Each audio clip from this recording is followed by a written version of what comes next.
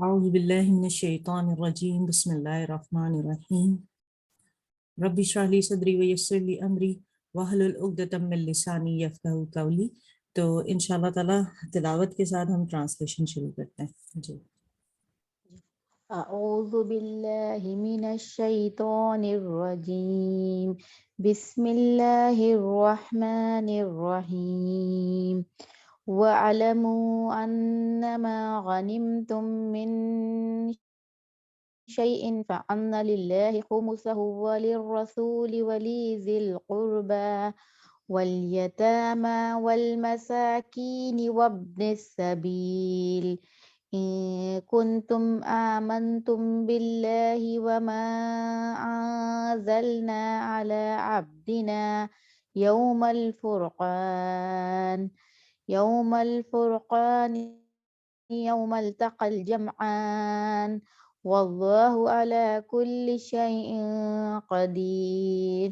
جی جان لو کہ تم جس قسم کے جو کچھ غنیمت حاصل کرو اس میں پانچواں حصہ تو اللہ کا ہے اور رسول کا اور قرابت داروں کا اور یتیموں اور مسکینوں کا اور مسافروں کا. اگر تم اللہ پر ایمان لائے ہو اور اس چیز پر جو ہم نے اپنے بندے پر اس دن اتارا ہے تو جو دن حق اور باطل کی جدائی کا تھا، جس دن دو فوجیں بھڑ گئی تھی، اللہ ہر چیز پر قادر ہے. جی یہاں پر آپ دیکھیں ہم جو 9 پارہ ہے اس میں سورہ انفال جب شروع ہوئی تو انفال کا مطلب ہی مال غنیمت ہوتا ہے. اب مال غنیمت کے معاملے میں یہ مسئلہ تھا کہ لوگ سمجھتے تھے بس جس نے جو حاصل کر لیا وہ اس کا ہے. تو اللہ تعالیٰ نے بتایا کہ یہ جو مال غنیمت ہے اس کا 5واں حصہ اللہ اور اس کے رسول کا، اور پھر بتایا کن کن کا ہے، رشتہ داروں کا، یتیموں کا، مسکینوں کا، مسافروں کا. اور تسلسل سے یہ سارے بتانے کے بعد اگر تم ایمان لائے ہو تو تم نے کیا کرنا ہے، جو بھی تمہارے ہاتھ آئے گا. جس طرح آپ جانتے ہیں کہ جب ایک جنگ ہوتی ہے میدان میں اور اس میں جب قتل و غارت ہو رہی ہوتی ہے اور سارا کچھ، اور جب جنگ ختم ہوتی ہے اس میں آپ کی فتح ہو یا شکست ہو تو آخر میں آپ اپنی شہداء کو بھی ایک طرف کرتے ہیں، اس میں سے جو مال حاصل ہوتا ہے وہ بھی، تو اٹھانے والے لوگ الگ ہوتے ہیں. تو بتایا جو بھی تمہارے ہاتھ آتا ہے وہ سب آپ نے ایک طرف رکھنا ہے، اور اس میں سے پہلے اللہ اور رسول اور تمام یتیموں، مسکینوں، رشتہ داروں اور مسافروں کا حق پہلے نکلے گا. اس کے بعد جو اس کے 4 حصے ہیں، مطلب ان جتنا بھی مال جمع ہوا کل کے 5 حصے کریں گے، ایک حصہ نکال دیں گے اللہ، اس کے رسول اور ان تمام کے لیے، جس کا تسلسل سے ذکر ہے کہ اس میں یتیم بھی ہے، مسکین بھی ہے اور مسافر بھی ہے اور رشتہ دار بھی. اور باقی کے جو 4 ہیں وہ پھر مجاہدین کے درمیان تقسیم کیے جائیں گے عدل سے، اور اس کا طریقہ کار بھی بتایا گیا ہے. جی آگے. اچھا ایک میسج مجھے آیا پڑھنے کے لیے بنش کا، تو انشاءاللہ نیکسٹ بنش آپ پڑھ لیجیے گا عائشہ کے بعد. جی. جبکہ تم پاس والے کنارے پر تھے اور وہ دور والے کنارے پر تھے اور قافلہ تم سے نیچے تھا. اگر تم آپس میں وعدے کرتے تو یقیناً تم وقت معین پر پہنچنے میں مختلف ہو جاتے، لیکن اللہ کو تو ایک کام کر ہی ڈالنا تھا جو مقرر ہو چکا تھا، تاکہ جو ہلاک ہو دلیل پر یعنی یقین جان کر ہلاک ہوا، اور جو زندہ رہیں وہ بھی دلیل پر حق پہچان کر زندہ ہیں. بے شک اللہ بہت سننے والا، خوب جاننے والا ہے. جب نبی صلی اللہ علیہ وسلم نکل رہے تھے تو ہم نے کل بھی یہ بات بتائی تھی کہ ابو سفیان جو ہے وہ شام سے مال تجارت لے کر آ رہے تھے. ان کے پاس 2 قافلے تھے، یا تو ان کو کیا جائے ان کے ساتھ جو اللہ کے نام پہ لڑائی ہے اور سارا کچھ ان سے لوٹ لیا جائے، تو وہ ایک طرح سے بہت بڑا نقصان پہنچتا قریش مکہ کو، کیونکہ تجارت کا مال ان کا تھا. دوسری طرف یہ تھا کہ ان کے ساتھ حق کے ساتھ لڑتے کہ اللہ واحد لا شریک ہے، ہم اس کے بندے ہیں اور ہمارا ایمان ہمیں جتا دے گا. تو یہاں پر اللہ تعالیٰ نے نبی صلی اللہ علیہ وسلم کو جو خواب میں دکھایا کہ وہ تعداد میں کم ہیں، اور اس کے علاوہ یہ کہ مسلمانوں وہ جو بارش ہوئی اور ہم نے پیچھے پڑھا کہ ان کو نیند آ گئی، اس سے ان کے اندر جو انرجی آئی، تو آپ دیکھیں وہ اگر دیکھا جائے تو ایک حصہ تھے 313، لیکن اگر آپ قریش مکہ کو دیکھیں وہ 1000 تھے، لیکن وہ شکست کھا گئے اور مسلمان جیت گئے. کیوں؟ کیونکہ ان کا ایمان. تو کبھی آپ دیکھیں بہت سارے لوگ ایسے ہوتے ہیں ہمارے اراؤنڈ بھی کہ ان کے اندر اگر ایمان ہے، اللہ پہ بھروسہ ہے، تو معاملات میں آپ دیکھیں وہ کتنے آگے نکل جاتے ہیں. وہ واحد، جس طرح ہم کہتے ہیں نا 1 مین آرمی، تو ان کی مثال بالکل ایسی ہی ہوتی ہے. تو وہ کب ہوتی ہے؟ جب آپ اللہ پر بھروسہ رکھتے ہیں. اور جب آپ اللہ پہ بھروسہ رکھتے ہیں اور آپ کو اس کی ہر رضا پہ، رضیت باللہ ربا، کہ میں اللہ کی ہر چیز جو اس نے میرے لیے مقرر کی میں اس پہ راضی ہوں. تو پھر کیا ہوتا ہے، اللہ تعالیٰ اس کے لیے راستے کھول دیتا ہے آسانی کے. جی. جبکہ اللہ تعالیٰ نے تجھے تیرے خواب میں ان کی تعداد کم دکھائی، اگر ان کی زیادتی دکھاتا تو تم بزدل ہو جاتے اور اس کام کے بارے میں آپس میں اختلاف کرتے، لیکن اللہ تعالیٰ نے بچا لیا، وہ دلوں کے بھیدوں کو خوب آگاہ ہے. جبکہ اس نے بقوت ملاقات انہیں تمہاری نگاہوں میں بہت کم دکھائے اور تمہیں ان کی نگاہوں میں کم دکھائے، تاکہ اللہ تعالیٰ اس کام کو انجام تک پہنچا دے جو نہ کرنا ہی تھا، اور سب کام اللہ ہی کی طرف پھیرے جاتے ہیں. اے ایمان والو، جب تم اب یہاں کسی دیکھیں مخالف خاص بات کہیے کہ جو مسلمان تھے ان کی نظر میں قریش مکہ جو 1,000 تھے انہیں کم دکھایا، کیونکہ مسلمان تو 313 تھے. لیکن اگر آپ دیکھیں بتایا جا رہا ہے کہ جو قریش تھے نا ان کی نظر میں بھی آپ کو کم دکھایا. اب کیا ہوا، وہ یہ سمجھے کہ بس وہ اپنے غرور میں اور گھمنڈ میں آ گئے کہ بس آج تو فتح ہماری ہی ہے. تو ایسا بھی نہیں ہونا چاہیے کہ اگر آپ کو سامنے والا کمزور دکھ رہا ہے تو آپ یہ سوچیں کہ بس اب میں جیت جاؤں گا، بلکہ آپ کا طریقہ کار کیا ہونا چاہیے کہ اللہ پہ اس وقت بھی آپ بھروسہ رکھیں جب آپ کے پاس طاقت ہو، اور اس وقت بھی بھروسہ رکھیں جب آپ طاقت کے بغیر ہوں. دونوں صورتوں میں ایک ہی ذات ہے جس پر ہمیں بھروسہ رکھنا ہے، اور وہ اللہ تعالیٰ ہے. اے ایمان والو، جب تم کسی مخالف فوج سے بھڑ جاؤ تو ثابت قدم رہو اور بکثرت اللہ کو یاد کرو تاکہ تمہیں کامیابی حاصل ہو اور اللہ کی اور اس کے رسول کی فرما برداری کرتے رہو. آپس میں اختلاف نہ کرو ورنہ بزدل ہو جاؤ گی اور تمہاری ہوا کھڑ جائے گی. اور اکھڑ صبر و جائے گی. سحار رکھو، جی. یقیناً اللہ صبر کرنے والوں کے ساتھ ہے.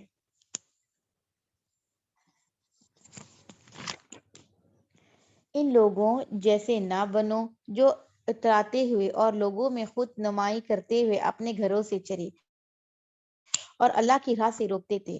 جو کچھ وہ کر رہے تھے اللہ اسے گھیر لینے والا ہے. جبکہ ان کے اعمال کو شیطان انہیں زینت دار دکھا رہا تھا اور کہہ رہا تھا کہ لوگوں میں کوئی بھی آج تم پر غالب نہیں آ سکتا، میں خود بھی تمہارا حمایتی ہوں. لیکن جب دونوں جماعتیں نمودار ہوئی تو اپنی ایڑیوں کے بل پیچھے ہٹ گیا اور کہنے لگا میں تو تم سے بری ہوں، میں تو دیکھ رہا ہوں جو تم نہیں دیکھ رہے. میں اللہ سے ڈرتا ہوں اور اللہ تعالیٰ سخت عذاب والا ہے. جبکہ منافق کہہ رہے تھے، وہ بھی جن کے دلوں میں روک تھا، کہ انہیں تو ان کے دین نے دھوکے میں ڈال دیا ہے. جو بھی اللہ پر بھروسہ کرے اللہ تعالیٰ بلا شک و شبہ غلبے والا اور حکمت والا ہے. جی. اب وہ جو کاش قریش مکہ جو تھے جب وہاں سے چلے ہیں، اب کیا تھا، اندرونی سازشیں اور غداریاں بھی اس کے اندر شامل تھیں، کیونکہ یہ جنگ ہو رہی تھی اور جنگ کے اندر یہی ساری چیزیں ہوتی ہے.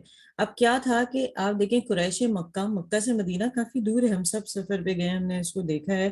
تو اب کیا تھا کہ ان سب نے، ایسا تو نہیں تھا گاڑیاں تھیں یا ہوائی جہاز سے وہ آ رہے تھے، کچھ پیدل تھے، ان میں بھی پیدل یعنی پیادے بھی موجود تھے، گھوڑا سوار بھی تھے، اونٹوں پہ بھی سوار تھے، مالے انہوں نے وہ تمام جنگی سامان بھی اس پہ لیس کیا ہوا تھا، اور وہ قریب آ رہے تھے مدینے کے، کیونکہ بدر جو ہے وہ غزوہ بدر جہاں ہوئی وہ مدینے کے قریب ہے. اب وہاں سے کہا جاتا ہے وہ بڑے تیاری سے چلے تھے، ان کے ساتھ ناچنے والیاں بھی تھیں، کھانے والے بھی تھے، اور وہ جیسے کہ شراب پیتے تھے، ہر چیز کا انجوائے کرتے ہوئے آ رہے ہیں جیسے جسٹ لائک پکنک پر جا رہے ہیں، اور ان کو یہ یقین تھا کہ وہ جیت جائیں گے. اب یہاں کیا ہو رہا تھا مدینے میں کہ مدینے کے اراؤنڈ جتنے تھے وہ یہودی تھے آباد، جو بنو نذیرہ ہے، بنو قریظہ ہے، یہ تمام. تو اب وہ ان سب سے تو نبی صلی اللہ علیہ وسلم کا معاہدہ تھا کہ اگر تم پر حملہ ہوگا تو ہم تمہارا دفاع کریں گے، مطلب ہم دشمنوں کا ساتھ نہیں دیں گے. اور ان کے ساتھ بھی یہ تھا کہ اگر ہم پر، مسلمانوں پر حملہ کیا جائے تو تم نے جو ہے نا ان کا ساتھ نہیں دینا. یہ معاہدہ طے شدہ تھا. اب مسلمانوں کے اندر وہ لوگ تھے جو کہ بظاہر مسلمان ہو گئے تھے، لیکن ان کے دل جو ہے وہ اپنے بتوں کی طرف یا اپنے شریکوں کے ساتھ تھے. اب وہ کیا کہہ رہے ہیں، اندر اندر چیما گوئیاں چل رہی ہیں ہر طرح کی، یہودیوں کی طرف سے بھی، قریش کی طرف سے بھی، مشرکین کی طرف سے بھی، کفار کی طرف سے بھی، اور سب سے بڑھ کر منافقین کی. وہ سارے کیا کہہ رہے ہیں، یہ دین کا جذبہ انہیں لے ڈوبے گا. آج تو یہ گئے کیونکہ قریش جو چلے ہیں وہ تعداد میں زیادہ ہیں، پاورفل ہیں، مال و اسباب بھی زیادہ ہے. یہ بیچارے ابھی شہر بدر، مطلب ابھی شہروں سے نکل کر ادھر آئے ہیں کچھ ان کے پاس سر و سامان اتنا نہیں ہے، نہ ہی ان کے پاس کوئی مین پاور ہے، تو یہ کہاں سے جیتیں گے؟ لیکن آپ یہ دیکھیں ان کی اس وقت فتح ہوئی. کیوں فتح ہوئی؟ کیونکہ انہوں نے اللہ پہ بھروسہ کیا، انہوں نے اللہ کو واحد لا شریک مانا، انہوں نے نبی صلی اللہ علیہ وسلم کو اللہ کا رسول مانتے ہوئے ان کے احکامات پر عمل کیا، اطاعت کی، اس سے پیچھے نہیں مڑے. اور پھر اللہ تعالیٰ نے ان کی مدد کیسے کی؟ فرشتوں کے ذریعے سے مدد کی، خواب کے ذریعے سے مدد کی کہ ان کو کم دکھایا. پھر آپ دیکھیں کہ ان کو بارش کے ذریعے سے مدد کی، نیند کے ذریعے سے مدد کی، کیونکہ ہر چیز تو ہمارے رب کے ہاتھ میں ہے. تو بات تو غزوہ بدر کی ہو رہی ہے، لیکن ہمیں اس سے کیا سبق مل رہا ہے وہ آپ نے دیکھنا ہے کہ ہر حال میں اللہ پر آپ نے بھروسہ رکھنا ہے اور اس کی بتائی ہوئی تعلیمات پہ چلنا ہے. جی. کاش کہ تو دیکھتا جب کہ فرشتے کافروں کے روح قبض کرتے ہیں اور ان کے منہ پر اور سرینوں پر مار مارتے ہیں اور کہتے ہیں تم جلنے کا عذاب چکو، اے بسب ان کاموں کے جو تمہارے ہاتھوں نے پہلے ہی بھیج رکھا ہے. بے شک اللہ اپنے بندوں پر ظلم کرنے والا نہیں ہے. مثل فرعونیوں کی حال کی اور ان کے اگلوں کی کہ انہوں نے اللہ کے آیتوں سے کفر کیا، بس اللہ نے ان کے گناہوں کے باعث انہیں پکڑ لیا. اللہ تعالیٰ یقیناً قوت والا اور سخت عذاب والا ہے. اس لیے کہ اللہ تعالیٰ ایسا نہیں کہ کسی قوم پر کوئی نعمت انعام فرما کر پھر بدل دے جب تک کہ وہ خود اپنی اس حالت کو نہ بدل دے جو ان کی اپنی تھی، اور ایک کہ اللہ سننے والا جاننے والا ہے. مثل حالت فرعونیوں کی اور ان سے پہلے کے لوگوں کی، انہوں نے اپنے رب کی باتیں جھٹلائی، بس ان کے گناہوں کے باعث ہم نے انہیں برباد کیا اور فرعونیوں کو ڈبو دیا. سارے ظالم تھے، تمام جانداروں سے بدتر. اللہ کے نزدیک وہ ہے جو کفر کرے پھر وہ ایمان نہ لائیں. جی جن یہ سے بات آپ ہم نے نے کل پڑھی تھی، شرت دواب کی جب بات آئی تھی. اب دیکھیں یہاں کی پوری بات مکمل ہوگی کہ اللہ تعالیٰ ارشاد فرما رہے ہیں یقیناً اللہ کے نزدیک زمین پہ چلنے والی مخلوق میں سب سے بدتر وہ لوگ ہیں جنہوں نے حق کو ماننے سے انکار کر دیا، پھر کسی طرح وہ اسے قبول کرنے پر تیار نہیں ہے. اور قرآن کی آیت ہے اِنَّ شر الدواب عند اللہ الذی کفروا فہم لا یؤمنون، کہ بے شک بدترین خلقت اللہ تعالیٰ کی. اور میں نے کل آپ کو یہ بتایا تھا کہ جمادات نان لیونگ تھنگ، نباتات جو پلانٹس، اور اس کے بعد حیوانات اینیملز، اور ان سب کے اندر کیا فرق ہے، اور ایک انسان جو اشرف المخلوق ہے اس کے اندر کیا فرق ہے. اشرف المخلوق میں صرف ایک چیز ان سے الگ ہے، وہ یہ کہ وہ اللہ واحد لا شریک کو مانتے ہیں، اس کے احکامات کو مانتے ہیں، اور اس کے ساتھ وہ نماز، روزہ، زکوٰۃ، حج اور تمام دینی کام کرنے کے ساتھ اپنے معاملات زندگی بھی دیکھتے ہیں. ہمارے دین میں ہمیں رہبانیت سے بھی منع کیا گیا ہے. رہبانیت کیا ہے؟ دیکھیں پورے سال کے اندر صرف 10 دن ہیں جو شب قدر کے ہیں، جو آخری تاریخ شبیں ہیں رمضان کی، اس میں ہمیں کہا گیا کہ آپ نے اعتکاف کرنا ہے.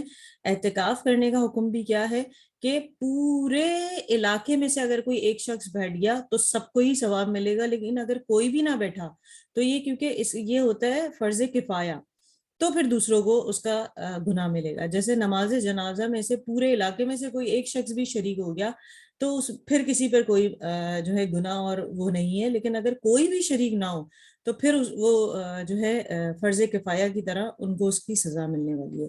لیکن اگر آپ دیکھیں اعتکاف ان 10 دنوں کے علاوہ آپ کہیں پر بھی نہیں دیکھیں گے کہ دنیا سے کٹ کر جو ہے آپ اللہ کی راہ میں بیٹھ جائیں. تو کہا گیا کہ بس آپ یہ سوچ لیں آج سے کہ بس اب میں نے قرآن کو پڑھ لیا، میں نے اللہ کو پہچان لیا، رب کے رسول کو پہچان لیا، میں اس کے مطابق چلوں گی، اور آپ دنیا سے بالکل ٹکٹ جائیں کہ کھانا نہیں پکانا، گھر کے دوسرے کام نہیں کرنے، بس میں اور میرا رب. تو یہ رہبانیت ہے، اور حضور صلی اللہ علیہ وسلم کی حدیث ہے دین میں رہبانیت نہیں ہے.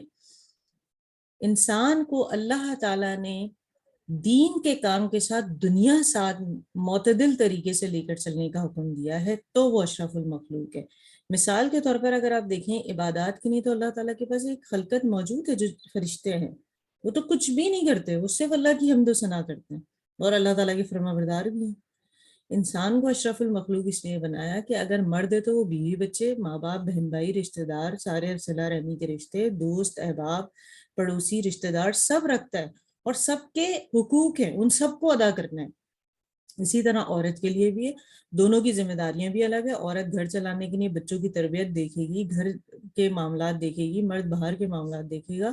تو ان سب کے ساتھ آپ نے وقت پر اول وقت میں نماز پڑھنی ہے، روزے آپ نے پورے رکھنے، اچھے اعتقاد کے ساتھ. انشاءاللہ تراویح آ رہی ہے، وہ آپ نے پڑھنی ہے کہ آپ کو زیادہ اجر و ثواب ملے، کیونکہ مسنون طریقہ ہے وہ. اسی طرح حج کا طریقہ کار بتایا گیا، اگر آپ نے کر لیا اور آپ صاحب استطاعت ہے، زندگی میں ایک دفعہ تو لازم ہے، لیکن ان پر جو استطاعت رکھتے ہیں، اور آپ استطاعت رکھتے ہیں، آپ نے ایک دفعہ کر لی، پھر آپ اللہ تعالیٰ نے آپ کو اتنا دیا ہے کہ آپ کر سکتے ہیں، دوبارہ آ جائیں. کیونکہ وہاں جا کے آپ کی روحانی کیفیت ڈفرینٹ ہوتی ہے، آپ کی زبان پہ ہر لمحے اللہ کا حمد و ثنا اور ذکر ہوتا ہے. تو ہمیں اشرف المخلوق رہنے کے لیے اور شر الدواب سے بچنے کے لیے اللہ کو واحد لا شریک مانتے ہوئے، اللہ کے حقوق ادا کرتے ہوئے حقوق العباد کا خیال رکھنا ہے.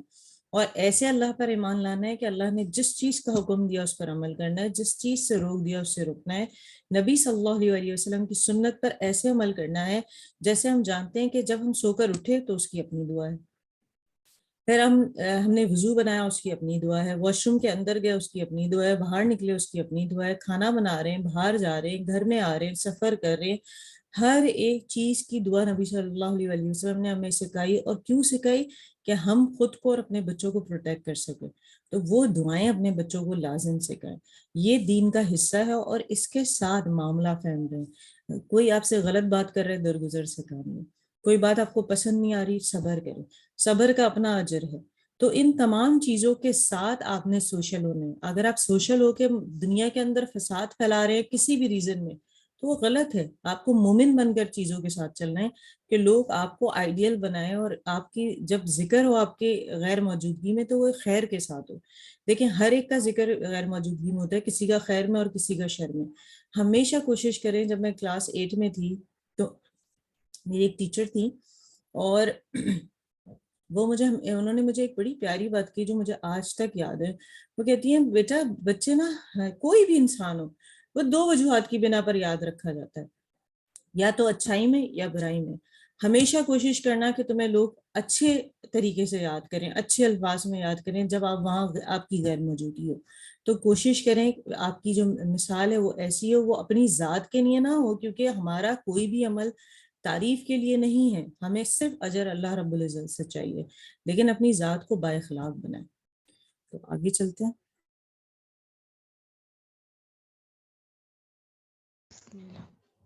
جب جس سے آپ نے عہد و پیمان کر لیا تھا، پھر بھی وہ اپنے عہد و پیمان کو ہر مرتبہ توڑ دیتے تھے اور بالکل پرہیز نہیں کرتے.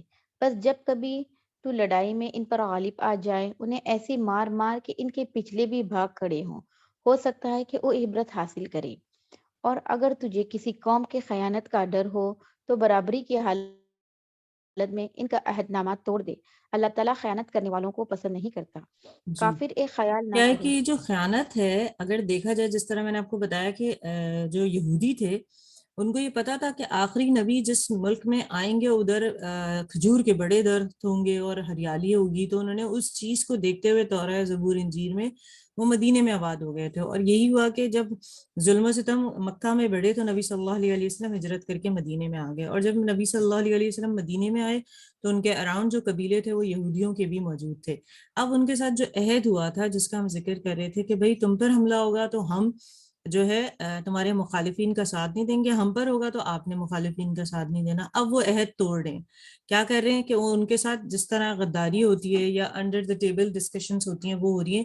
تو کہا جا رہا ہے پھر ٹھیک ہے تم بھی ان کا عہد ان کی طرف پھیر دو. مطلب ٹوٹلی ایسا نہ کرو تم ان کا عمل اختیار کرو کہ چھپ کر کوئی عمل کرو، بلکہ کیا کرو ان کے سامنے وہ چیز پھینک دو. اور اس میں ایک چیز واضح ہے کہ مسلمان ہو یا نان مسلم ہو، دونوں مسلم اور غیر مسلم کے ساتھ جو بھی آپ کا عہد ہے اس کو پورا کرنا ہے، اس میں خیانت نہیں کرنی.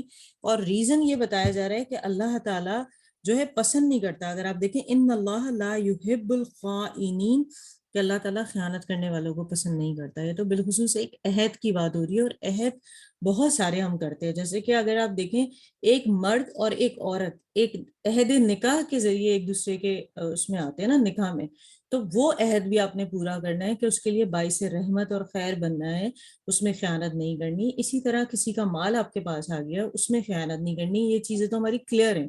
تو عہد میں بھی یہ کہ اگر آپ کا وعدہ کسی کے ساتھ ہوا ہے، وہ آپ کے ساتھ غداری کر رہا ہے یا خیانت کر رہا ہے، تو آپ اس کے سامنے وہ عہد ختم کر دیں، برعکس اس کے کہ آپ اس کے جیسا عمل، غلط عمل اختیار کریں۔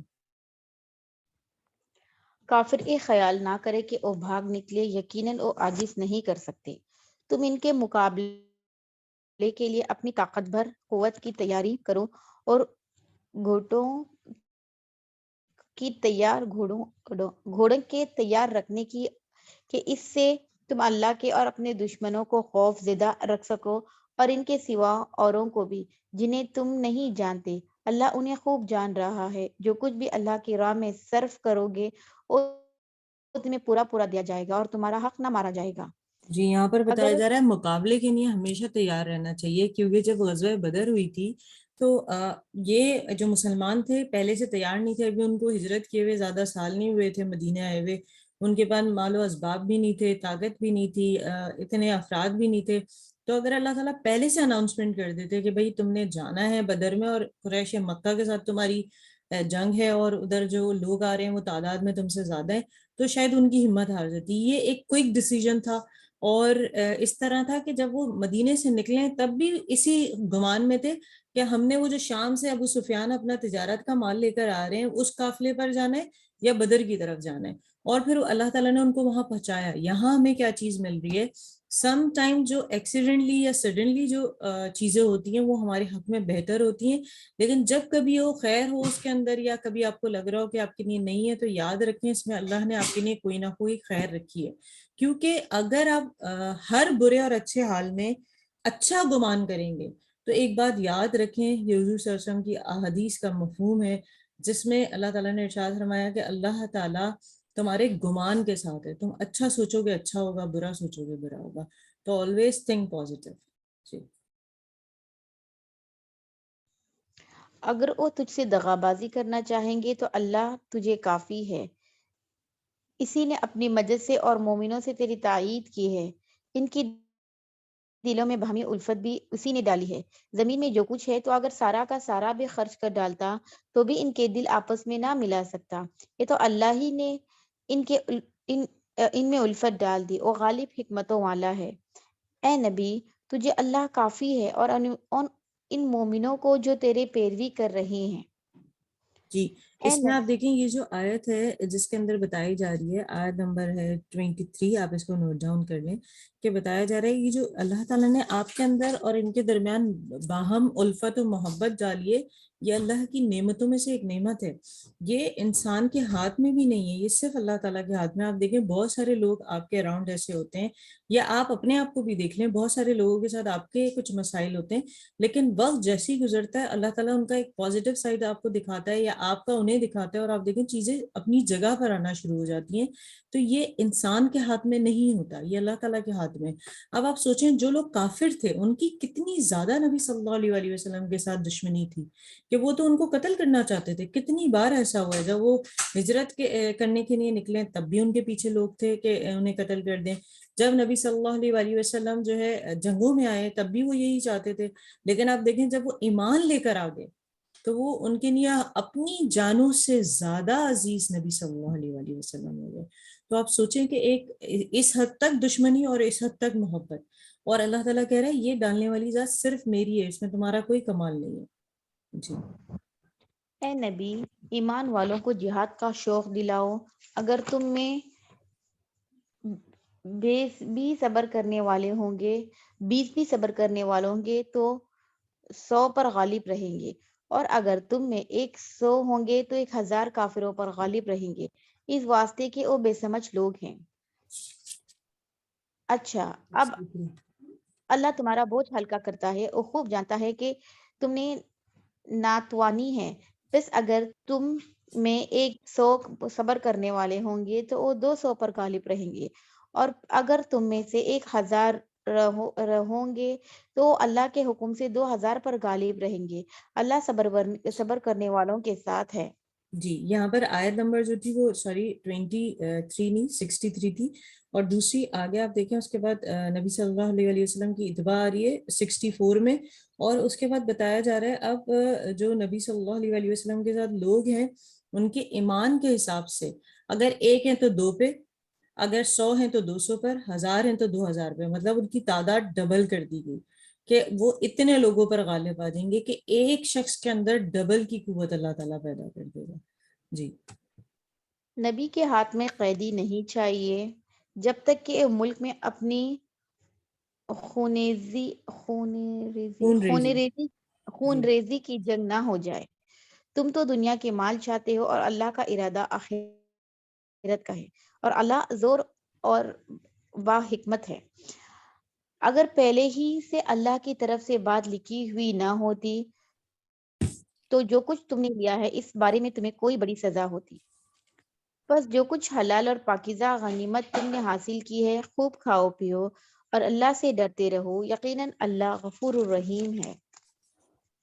اے نبی، اپنے ہاتھ تلے کے قیدیوں سے کہہ دو اگر اللہ تعالیٰ تمہارے دلوں میں نیک نیتی دیکھے گا تو جو کچھ تم سے لیا گیا ہے اس سے بہتر تمہیں دے گا اور پھر گناہ بھی معاف فرمائے گا، اور اللہ بخشنے والا مہربان ہی ہے. اور اگر وہ تجھ سے خیانت کا خیال کریں گے تو اس سے پہلے خود اللہ کے خیانت کر چکے ہیں اگر اس نے انہیں گرفتار کرا دیا، اور اللہ علم و حکمت والا ہے. جو لوگ ایمان لائے اور ہجرت کی اور اپنے مالوں اور جانوں سے اللہ کی راہ میں جہاد کیا، اور جن لوگوں نے ان کو پناہ دی اور مدد کی، سب آپس میں ایک دوسرے کے رفیق ہیں. اور جو ایمان تو لائے ہیں لیکن ہجرت نہیں کی، تمہارے لیے ان کی کچھ بھی رفاقت نہیں جب تک کہ وہ ہجرت نہ کرے. ہاں، اگر وہ تم سے دین کے بارے میں مدد طلب کرے تو تم پر مدد کرنا ضروری ہے، سوائے ان لوگوں کے کہ تم میں اور ان میں عہد و پیمان ہے. تم جو کچھ کہہ رہے ہو اللہ خوب دیکھتا ہے. جی. یہاں پر دیکھیں پیچھے ایک آیت گزری ہے، آیت نمبر 67، جس کے اندر یہ بتایا جا رہا ہے کہ کسی نبی کے لیے زیبا نہیں دیتا کہ اس کے پاس قیدی ہوں جب تک کہ وہ زمین میں دشمنوں کو اچھی طرح کچل نہ دے. تم لوگ دنیا کے فائدہ چاہتے ہو، حالانکہ اللہ کے پیش نظر آخرت ہے اور اللہ غالب اور حکیم ہے. یہاں ایک معاملہ پیش آیا تھا، جیسے کہ ہم جانتے ہیں، تھوڑا سا ہم ذکر کریں گے یہاں پر حضرت عمر کا. حضرت عمر جو تھے، آپ دیکھیں تمام صحابہ کرام میں واحد وہ صحابہ کرام تھے جن کے لیے اللہ تعالیٰ نے باقاعدہ دعا کی تھی.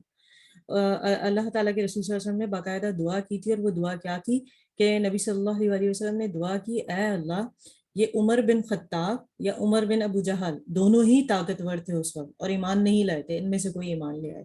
اور کیا ہوا کہ حضرت عمر رضی اللہ تعالیٰ عنہ ایک دن ننگی تلوار لے کے نکلے کہ آج تو میں نبی صلی اللہ علیہ وسلم کو جو ہے نا ختم کر دوں گا. ریزن کیا تھا کہ ان کے علم میں یہ بات آئی کہ ان کی بہن اور بہنوئی ایمان لے آئے. جب وہ ان کے گھر پہ پہنچے تو انہوں نے دیکھا کہ وہ سورہ طٰہٰ پڑھ رہی ہیں، اور پہلے تو انہوں نے اپنے بہنوئی کو زرد و کوب کیا، لیکن جب ان کی بہن نے وہ تلاوت کی ان کے سامنے تو وہ ایمان لے آئے.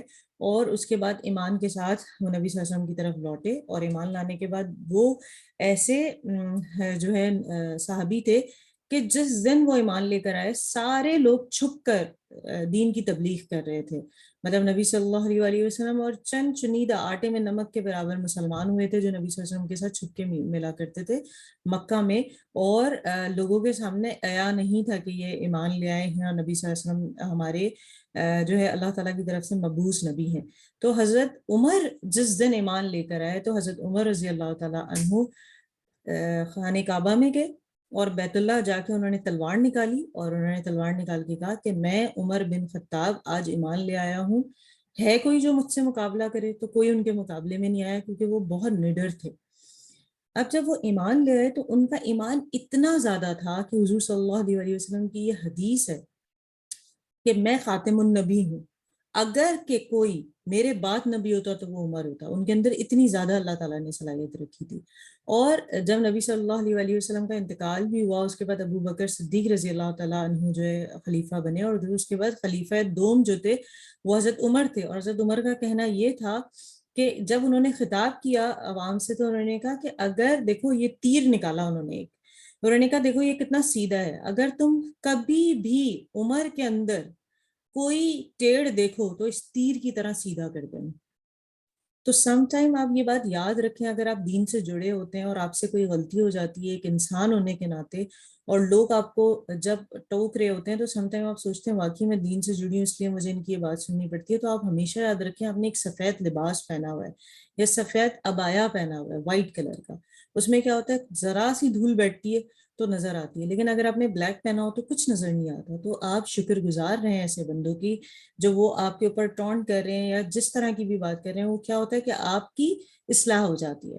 اب تھوڑا آگے بڑھتے ہیں. اب اس طرح ہوا قرآن میں 2 سے 3 مقامات ایسے ہیں جہاں پر حضرت عمر نے نبی صلی اللہ علیہ وسلم کو، جیسے وہ صحابہ کرام کے ساتھ مشورہ کرتے تھے، تو جب وہ مشورہ کرتے تو حضرت عمر ایک اپنی رائے، اپنی اوپینین انہیں دیتے، اور 2 سے 3 دفعہ ایسا ہوا کہ حضرت عمر نے اپنی رائے دی، اس کے بعد قرآن میں باقاعدہ وہ آیت آ گئی کہ یہ اس طرح ہی ہونا چاہیے. مثال کے طور پر جیسے جب قیدی ہاتھ آئے بدر میں، اور ابھی نبی صلی اللہ علیہ وسلم نے تمام صحابہ کرام کو جمع کیا کہ اب یہ جو قیدی ہیں ان کا کیا کیا جائے، ان کو زندہ رکھا جائے، کیونکہ اس میں پڑھے لکھے قیدی بھی تھے، مال و اسباب والے بھی تھے، جن کا قصاص بھی مل سکتا تھا، اور بہت ساری چیزیں تھیں. مطلب آپ پیسے لے لیں ان کو آزاد کر دیں، یا پھر ان میں سے ایسوں کو بھی آپ رکھیں حیات جو مدینے میں موجود مسلمانوں کو پڑھا سکیں، اور دوسرے بے شمار ان کے فائدہ اٹھایا جا سکتا ہے.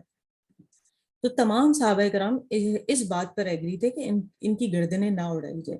تو حضرت عمر نے یہ بات نبی صلی اللہ علیہ وسلم کو جو اپنا مشورہ دیا وہ یہ کہ دیکھیں یہ کافر ہیں اور ہم مسلمان ہیں، ان کی گردنیں اڑانی چاہیے تاکہ جو کفار ہیں ان کے اوپر ہمارا ایک مسلمانوں کا ایک رعب اور دبدبہ ہو کہ اگر کہ وہ ہم سے لڑیں گے تو میدان جنگ میں بھی شکست ہوگی، اور جو قیدی آئیں گے ان کو بھی ہم دنیاوی فائدہ حاصل نہیں کریں گے بلکہ ان کی گردنیں اڑائیں گے.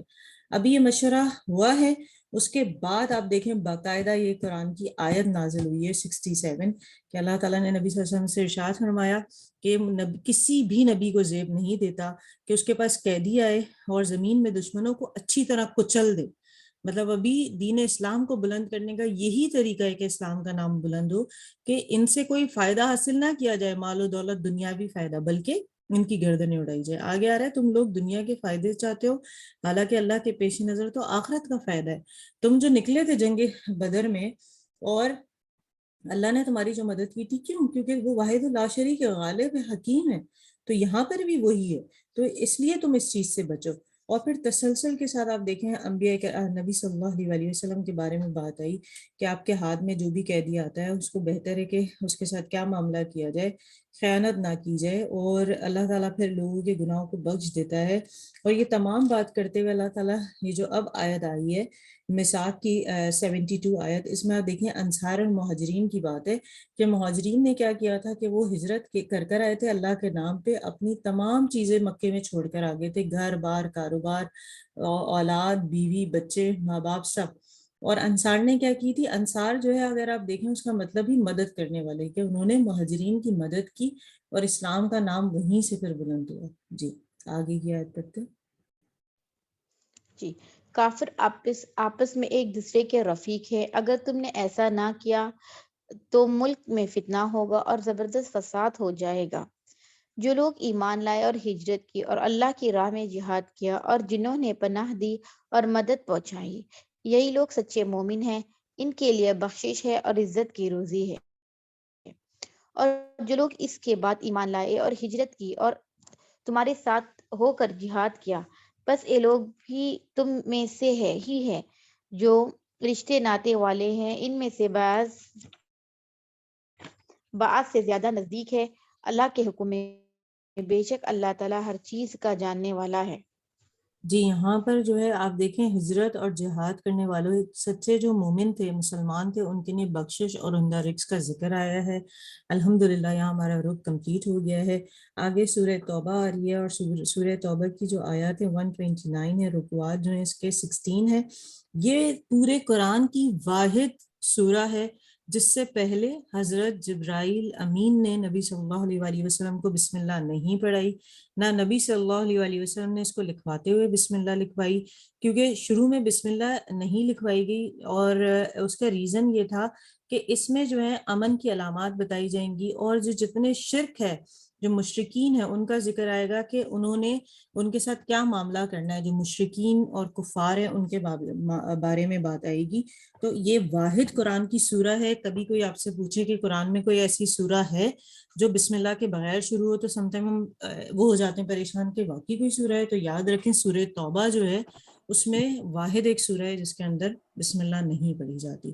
تو اب ان شاء اللہ تعالیٰ اس کا ترجمہ شروع کرتے ہیں۔ جی بنش آپ کر سکتی ہیں آگے۔ اعلان بارات ہے اللہ اور اس کے رسول صلی اللہ علیہ وسلم کی طرف سے ان مشرکین کو جن سے تم نے معاہدے کیے تھے، بس تم لوگ ملک میں 4 مہینے اور پھر لو 4 مہینے اور چل پھر لو، اور جان رکھو کہ تم اللہ کو عاجز کرنے والے نہیں ہو، اور یہ کہ اللہ منکرین حق کو رسوا کرنے والا ہے۔ اطلاع عام ہے کہ اللہ اور اس کے رسول صلی اللہ علیہ وسلم کی طرف سے حج اکبر کے دن تمام لوگوں کے لیے کہ اللہ مشرکین سے بری و ذمہ ہے اور ان کا رسول صلی اللہ علیہ وسلم بھی۔ اب اگر تم لوگ توبہ کر لو تو تمہارے ہی لیے بہتر ہے، اور جو منہ پھیرتے ہو تو خوب سمجھ لو کہ تم اللہ کو عاجز کرنے والے نہیں ہو، اور اے نبی صلی اللہ علیہ وسلم انکار کرنے والوں کو سخت عذاب کی خوشخبری سنا دو، بجز ان مشرکین کے جن سے تم نے معاہدے کیے، پھر انہوں نے اپنے عہد کو پورا کرنے میں تمہارے ساتھ کوئی کمی نہیں کی اور نہ تمہارے خلاف کسی کی مدد کی، تو ایسے لوگوں کے ساتھ تم بھی مدت معاہدے تک وفا کرو، کیونکہ اللہ متقیوں ہی کو پسند کرتا ہے۔ اس کے اندر بس کیا جب ہے کہ جب حرام یہ آیت نازل ہوئی ہے تو اس وقت جو ہے ابھی ہجرت کو تقریباً 6 سال گزر چکے تھے، اور یہ جو حج کی بات آ رہی ہے تو حضرت ابو بکر صدیق رضی اللہ تعالیٰ حج کے لیے جا چکے تھے، اور ان کے جانے کے بعد جب یہ سورہ نازل ہوئی تو نبی صلی اللہ علیہ وسلم نے حضرت علی رضی اللہ تعالیٰ عنہ کو ان کے پیچھے بھیجا اور احکامات دیے کہ کچھ احکامات تھے جن میں سے چند یہ تھے کہ جو جنت میں کوئی ایسا شخص داخل نہ ہوگا جو دین اسلام کو قبول کرنے سے انکار کر دے، پہلا پوائنٹ یہ تھا۔ دوسرا، اس سال کے بعد کوئی بھی مشرک حج کے لیے نہ آئے، یعنی اب آپ دیکھیں پابندی لگائی جا رہی ہے کہ صرف مسلمان اس حدود کے اندر آ سکتے ہیں جو کہ اللہ تعالیٰ نے بنائی، اور آج آپ اور میں بڑے اچھے سے جانتے ہیں، اگر آپ اس کے چاروں طرف سے دیکھیں جو بیت اللہ ہے اس کے اراؤنڈ مکات بنائی گئی ہے۔ آپ مدینے کی طرف سے جاتے ہیں تو الگ ہے، اگر آپ ادھر ایئرپورٹ کی طرف سے جاتے ہیں تو الگ ہے، تو اور ریاض کی طرف سے آتے ہیں تو الگ ہے۔ تو وہ جو مکات ہیں ایکچولی وہ باؤنڈریز ہیں جو اس کے چاروں طرف ایک دائرے کی طرح کھچی ہوئی ہے، اس کے اندر کوئی بھی نان مسلم یا کوئی بھی مشرک منافق کافر کوئی داخل نہیں ہو سکتا سوائے مسلمانوں کے۔ تو یہ ایک حکم نازل ہوا۔ پھر تیسرا تھا کہ بیت اللہ کے گرد برہانہ طواف کرنا جو ہے اس دن سے منع ہو گیا، کہ اب کوئی ایسا شخص نہیں آئے گا جو یہ سمجھے کہ کپڑوں میں تو ہم گناہ کرتے ہیں تو یہ اتار کر اور پھر اللہ کے راستے میں آئے، تو اس سے بھی منع کر دیا۔ پھر فورتھ پوائنٹ یہ تھا کہ جن لوگوں کے ساتھ رسول صلی اللہ علیہ وسلم کا معاہدہ باقی، یعنی جو شخص جو نقص عہد کے مرتب نہیں ہوئے ہیں ان کے ساتھ مدت معاہدے تک وفا کی جائے گی۔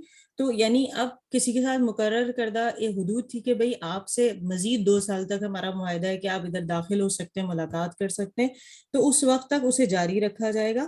اس کے بعد یہ ہدایت کی تھی حضرت علی نے، انہیں بتایا تھا کہ یہ اعلان 10 ذی الحج کو کر دیا جائے گی۔ جو 4 پوائنٹس تھے مین، تو وہ کہا گیا کہ پہلی بات کہ کوئی بھی شخص ایسا جنت میں داخل نہیں ہوگا جو اسلام سے انکار کرے گا، پہلی بات یہ تھی۔ دوسری تھی کہ اس سال کے بعد کوئی بھی مشرک جو ہے خانہ کعبہ میں نہیں آئے گا۔ تیسرا تھا برہانہ طواف نہیں ہوگا۔ چوتھا تھا کہ جن کے ساتھ عہد و پیما آپ نے کیے ہوئے ٹھیک ہے ان سے اپنی مقرر مدت تک پورا کرنا ہے۔ اور یہ اعلان حضور صلی اللہ علیہ وسلم نے حضرت علی رضی اللہ تعالیٰ عنہ کے ذریعے حضرت ابو بکر صدیق کو پہنچایا تھا جو حج پہ گئے تھے کہ 10 ذی الحج کو آپ نے یہ اعلان کرنا ہے۔ جی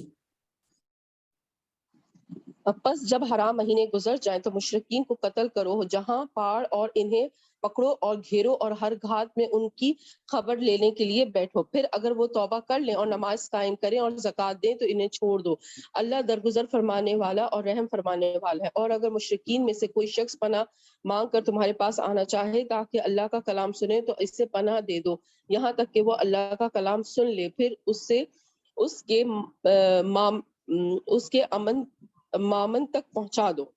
یہ اس لیے کرنا چاہیے کہ یہ لوگ علم نہیں رکھتے۔ ان مشرکین کے لیے اللہ اور اس کے رسول صلی اللہ علیہ وسلم کے نزدیک کوئی عہد خبر آخر کیسے ہو سکتا ہے، کوئی عہد آخر کیسے ہو سکتا ہے بجز ان لوگوں کے جن سے تم نے مسجد حرام کے پاس معاہدہ کیا تھا، تو جب تک وہ تمہارے ساتھ سیدھے رہیں تم بھی ان کے ساتھ سیدھے رہو، کیونکہ اللہ متقیوں کو پسند کرتا ہے۔ مگر ان کے سوا دوسرے مشرکین کے ساتھ کوئی عہد کیسے ہو سکتا ہے جب کہ ان کا حال یہ ہے کہ تم پر قابو پا جائیں تو نہ تمہارے معاملے میں کسی قرابت کا لحاظ کریں، نہ کسی معاہدے کی ذمہ داری کا۔ وہ اپنی زبانوں سے تم کو راضی کرنے کی کوشش کرتے ہیں، مگر دل ان کے انکار کرتے ہیں، اور ان میں سے اکثر فاسق ہیں۔ انہوں نے اللہ کی آیات کے بدلے تھوڑی سی قیمت قبول کر لی، پھر اللہ کے راستے میں صدا راہ بن کر کھڑے ہو گئے۔ بہت برے کرتوت تھے جو یہ کرتے رہے۔ کسی مومن کے معاملے میں نہ یہ قرابت کا لحاظ کرتے ہیں اور نہ کسی عہد کی ذمہ داری کا، اور زیادتی ہمیشہ انہی کی طرف سے ہوئی ہے۔ پس اگر یہ توبہ کر لیں اور نماز قائم کریں اور زکوٰۃ دیں تو تمہارے دینی بھائی ہیں، اور جاننے والوں کے لیے ہم اپنے احکام واضح کیے دیتے ہیں۔ اور اگر عہد کرنے کے بعد یہ پھر اپنی قسموں کو توڑ ڈالیں اور تمہارے دین پر حملہ کرنے کی کوشش کر دیں تو کفر کے علمبرداروں سے جنگ کرو، کیونکہ ان کی قسموں کا کوئی اعتبار نہیں، شاید کہ پھر تلوار ہی کے زور سے وہ باز آ جائیں گے۔ کیا تم نہ لڑو گے ایسے لوگوں سے جو اپنے عہد توڑتے رہے ہیں اور جنہوں نے رسول کو ملک سے نکال دینے کا قصد کیا تھا، اور زیادتی کی ابتدا کرنے والے وہی تھے۔ کیا تم ان سے ڈرتے ہو؟ اگر تم مومن ہو تو اللہ اس کا زیادہ مستحق ہے، اور اس سے ڈرو، ان سے لڑو، اللہ تمہارے ہاتھوں سے ان کو سزا دلوائے گا اور انہیں ذلیل و خوار کرے گا، اور ان کے مقابلے میں تمہاری مدد کرے گا، اور بہت سے مومنوں کے دل ٹھنڈے کرے گا، اور ان کے قلوب کو جلن مٹا ان کے قلوب کی جلن مٹا دے گا، اور جسے چاہے گا توبہ کی توفیق بھی دے گا۔ اللہ سب کچھ جاننے والا اور دانا ہے۔ کیا تم لوگوں نے یہ سمجھ رکھا ہے کہ یوں ہی چھوڑ دیے جائیں گے، حالانکہ ابھی اللہ نے یہ تو دیکھا ہی نہیں کہ تم میں سے کون وہ لوگ ہیں جنہوں نے ان کی راہ میں جان فشانی کی، اور اللہ اور رسول صلی اللہ علیہ وسلم اور مومنوں کے سوا کسی کو جگری دوست نہ بنایا۔ جو کچھ تم کرتے ہو اللہ اس سے باخبر ہے۔ مشرکین کا یہ کام نہیں ہے کہ وہ اللہ کی مسجدوں کے مجاور اور مخادم بنے، دار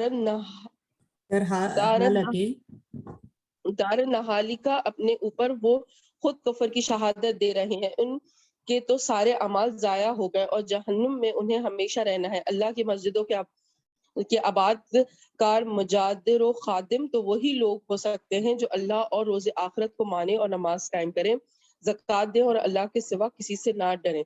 انہی سے یہ توقع ہے کہ سیدھی راہ پہ چلیں گے۔ کیا تم لوگوں نے حاجیوں کو پانی پلانے اور مسجد حرم کی مجادری کرنے کو اس شخص کے کام کے برابر ٹھہرا لیا ہے جو ایمان لایا اور اللہ پر اور روز آخرت پر، اور جس نے جان فشانی کی اللہ کی راہ میں؟ اللہ کے نزدیک تو یہ دونوں برابر نہیں ہیں، اور اللہ ظالموں کی رہنمائی نہیں کرتا۔ اللہ کے ہاں تو انہی لوگوں کا درجہ بڑا ہے جو ایمان لائے اور جنہوں نے اس کی راہ میں گھر بار چھوڑے اور جان و مال سے جہاد کیا۔ یہاں پر آپ دیکھیں کہ ایک تو وہ لوگ تھے جو پیچھے آیات گزری تھی کہ جس کے اندر انہوں نے عہد کیا تھا۔ اگر آپ دیکھیں کن لوگوں کے ساتھ عہد کیا تھا، وہ 3 قبیلے تھے جن کے ساتھ نبی صلی اللہ علیہ وآلہ وسلم نے عہد کیا تھا مسجد حرم کے قریب۔ تو ان کے سامنے کہا گیا کہ ان کا تو تم نے معاہدہ پورا کرنا ہے، اس سے تم پیچھے نہیں ہٹ سکتے، لیکن تم پورا کرو۔ اور لیکن ان کا یہ معاملہ کہ وہ اللہ پر ایمان نہیں لائیں، یہ ٹھیک نہیں ہے، ان کو اللہ پر ایمان لانا پڑے گا۔ ان میں بنی کنانہ تھا، بنی خزاعہ تھا، بنی زمرہ تھا، کہ ان کے ساتھ جو عہد ہوئے اس کی ٹائمنگ کو آپ پورا کر لیں اور اس کے بعد وہ ختم کر دیں۔ لیکن اگر یہ سوچتے ہیں کہ مسلمان ہیں تو ان کو نماز، روزہ، زکوٰۃ بھی ادا کرنی پڑے گی، صرف اپنے قول سے یہ اس چیز پہ نہیں آ سکتے کہ یہ مسلمان ہیں اور تمام چیزوں سے بچ جائیں۔ اب جو آیت پڑھی گئی ہے اس آیت کے اندر کیا آ رہا ہے اگر آپ دیکھیں تسلسل سے آیت نمبر 17 18 اور 19 میں کہ جو مشرکین تھے اور جو قریش مکہ تھے وہ کیا سمجھتے تھے کہ اگر ہم لوگوں کو پانی پلا رہے ہیں تو یہ بڑا نیکی کا کام ہے. تو یہاں کہا جا رہا ہے کہ وہ نیکی کا کام نہیں ہے بلکہ نیکی کا کام یہ ہے کہ تم اللہ کو واحد لا شریک مانو, اس پر ایمان لاؤ, روز آخرت پر ایمان لاؤ. اور پھر ہم دیکھیں تسلسل سے بار بار آ رہا ہے کہ ارکان اسلام جو ہے ان کو اگر تم پورا کر رہے ہو تو یہ ایمان ہے. اور اب یہ رول آ گیا ہے کیونکہ فتح مکہ ہو گئی ہے کہ اب تم میں سے کوئی شخص بھی یہاں داخل ہی نہیں ہو سکتا, تم نے اس کی حدود سے باہر ہی رہنا ہے. جی. ان کا رب انہیں اپنی رحمت اور خوشخبری اور ایسی جنتوں کی بشارت دیتا ہے جہاں ان کے لیے پائیدار عیش کے سامان ہیں, ان میں وہ ہمیشہ رہیں گے. یقیناً اللہ کے پاس خدمات اور صلہ دینے کو بہت کچھ ہے. اے لوگوں جو ایمان لائے ہو, اپنے باپوں اور بھائیوں کو بھی اپنا رفیق نہ بناؤ اگر وہ ایمان پر کفر کو ترجیح دیں. تم میں سے جو ان کو رفیق بنائیں گے وہی ظالم ہوں گے. اے جی, نبی اب صلی اس اللہ میں علیہ ایسا وسلم بھی کے ہوا تھا نا, آپ دیکھیں یہ جو آیت ہے آیت نمبر آپ دیکھیں 23 کہ جب مکہ میں لوگ ایمان لے کر آئے تھے تو ایسا تھا نا کہ کسی کی بھائی ایمان لے آیا, کسی کا بیٹا, کسی کی بیوی, کسی کی بہن, کسی کا بھائی. تو جب ایون غزوہ بدر ہوئی تو تاریخ میں لکھنے والے تاریخ دان لکھتے ہیں کہ جب غزوہ بدر ہوئی تھی تو بھائی کے سامنے اس کا بھائی بھی موجود تھا, بیٹے کے سامنے باپ موجود تھا, اور وہ صرف اللہ کے نام پہ کہ اللہ واحد لا شریک ہے ان کی گردنیں اڑا رہے تھے. تو یہاں پر کہا جا رہا ہے چاہے وہ تمہارے صلہ رحمی کے رشتوں کی کتنی اہمیت اسلام میں بتائی گئی ہے, لیکن کہا جا رہا ہے کہ اگر وہ کفر پر ہیں تو پھر وہ تمہارے ساتھی نہیں ہیں. جی. تم میں سے جو ان کو رفیق بنائیں گے وہی ظالم ہوں گے. اے نبی صلی اللہ علیہ وسلم کہہ دو کہ اگر تمہارے باپ, تمہارے بیٹے اور تمہارے بھائی اور تمہاری بیویاں اور تمہارے عزیز و اقارب اور تمہارے وہ مال جو تم نے کمائے ہیں اور تمہارے وہ کاروبار جن کے مان پڑ جانے کا تم کو خوف ہے اور تمہارے وہ گھر جو تم کو پسند ہے, تم کو اللہ اور اس کے رسول صلی اللہ علیہ وسلم اور ان کی راہ میں جہاد سے عزیز تر ہیں, تو انتظار کرو یہاں تک کہ اللہ اپنا فیصلہ تمہارے سامنے لے آئے. اور اللہ فاسق لوگوں کی رہنمائی نہیں کیا کرتا. اللہ اس سے پہلے بہت سے موقعوں پر تمہاری مدد کر چکا ہے. ابھی غزوہ حنین کے روز اس کی دستگیری کی شان تم دیکھ چکے ہو. اس روز تمہیں اپنی کثرت تعداد کا غرہ تھا مگر وہ تمہارے کچھ کام نہ آئی, اور زمین اپنی وسعت کے باوجود تم پر تنگ ہو گئی اور تم پیٹ پھیر کر بھاگ نکلے. پھر اللہ نے اپنی سکینت اپنے رسول پر اور مومنوں پر نازل فرمائی اور وہ لشکر اتارے جو تم کو نظر نہ آتے تھے, اور منکرین حق کو سزا دی کہ یہی بدلہ ہے ان لوگوں کے لیے جو حق کا انکار کریں. پھر تم یہ بھی دیکھ چکے ہو کہ اس طرح سزا دینے کے بعد اللہ جس کو چاہتا ہے توبہ کی توفیق بھی بخش دیتا ہے. اللہ درگزر کرنے والا اور رحم فرمانے والا ہے. جی, اس میں کیا ہوا تھا, غزوہ حنین ہوئی تھی. اگر آپ دیکھیں تو عید کے بعد جس طرح فرض شوال کو عید ہوتی ہے تو یہ جو ہوئی تھی تو شوال میں ہوئی تھی 8. اور اس میں کیا ہوا تھا کہ غزوہ حنین میں مسلمانوں کی جو تعداد تھی وہ تقریباً 12,000 فوج ساتھ تھی, اور جو ان کے مقابلے میں کفار تھے وہ کمزور بھی تھے اور کم بھی تھے. تو ان کو تھوڑا سا یہ احساس ہوا کہ بس آج تو ہم جیت جائیں گے, جیسے ہم پیچھے غزوہ بدر میں الگ معاملہ دیکھ کر آئے. ہوا کیا کہ حوازن کے تیر انداز جو تھے انہوں نے جو تیر برسائے مسلمانوں پر تو ان کا رخ ہی بدل دیا, جبکہ وہ مٹھی بھر تھے. لیکن اس کے بعد کیا ہوا, مسلمان جو ہے نا تتر بتر ہونا شروع ہو گئے, ادھر ادھر بھاگنا شروع ہو گئے. تو اس وقت نبی صلی اللہ علیہ وسلم کچھ صحابہ کرام کے ساتھ وہاں پر جمے رہے, ڈٹے رہے, اور اس کے بعد اس کا مقابلہ کرتے رہے کیونکہ غزوہ تھی اور غزوہ میں نبی صلی اللہ علیہ وسلم شامل تھے. تو یہاں وہ کمپیریزن کیا جا رہا ہے کہ دیکھیں آپ اگر کم تعداد میں جیسے غزوہ بدر میں تھے لیکن آپ نے ان کو شکست دے دی تھی, زیادہ تعداد میں لیکن آپ کا ایمان ایسا نہیں ہے اور آپ ان چیزوں پر عمل نہیں کر رہے. غزوہ بدر میں کیا چیزیں گئی تھی کہ آپ نے پیٹ نہیں پھیرنی, ایڑیوں پہ نہیں گھومنا, اور اگر آپ ایسا کریں گے تو شکست آپ کی ہے چاہے آپ تعداد میں زیادہ ہوں. جی. اے لوگوں جو ایمان لائے ہو, مشرکین ناپاک ہیں, لہٰذا اس سال کے بعد یہ مسجد حرم کے قریب نہ پھٹکنے پائیں. اور اگر تمہیں تنگ دستی کا خوف ہے تو بعید نہیں کہ اللہ چاہے تو تمہیں اپنے فضل سے غنی کر دے. اللہ علیم الحکیم ہے. یہ جو جنگ کرو حکم ہے اہل یہ کتاب. آج تک نافذ ہے بیت اللہ میں, اور بلکہ اگر آپ کبھی نان مسلم خاص کر بت پرست جو ہیں، جو انڈیا میں بہت سارے لوگ ایسے ہیں جو ہندو، جو اکثر ویڈیوز بنا کے یہ بات کہہ رہے ہوتے ہیں کہ دیکھیں ہمیں تو جانے کی اجازت نہیں ہے، اور وہ پھر اس سے جو ہندو ہیں بے تحاشا الٹی سیدھی باتیں کر رہے ہوتے ہیں. تو آپ صرف یہ جانیں کہ اللہ تعالیٰ نے یہ حکم اتنے 100 سال پہلے کہا تھا، آج ہم اس کو حقیقت میں آج بھی دیکھ سکتے ہیں کہ کوئی داخل نہیں ہو سکتا بیت اللہ میں میقات سے اندر. جی.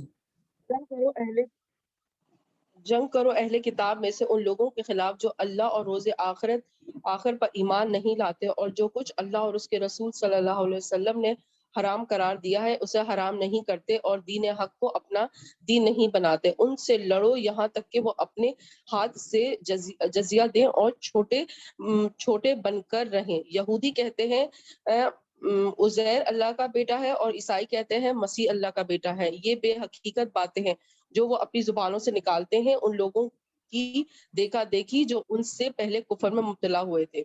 جی، خدا یہاں کی پر مار جو ان آیت نمبر 29 ہے اس میں یہ بتایا جا رہا ہے کہ اب جو ہے دین اسلام پورے طریقے سے ایک نظام اسلام بن کر آئے، اور جتنے بھی مشرکین اور کفار ہیں وہ مسلمانوں کے انڈر آ جائیں، ماتحت ہو جائیں، اور وہ ان زمینوں پر جو اللہ نے بنائی ہے، کیونکہ زمین اور آسمان صرف اللہ کی ہے، دین اسلام اللہ کا دین ہے، تو اس پہ اب بسنے والے جو لوگ ہیں وہ جزیہ دیں گے ٹیکس کی طرح، اور تمہارے ماتحت رہیں اور ایک اسلامی قانون قائم ہو جائے.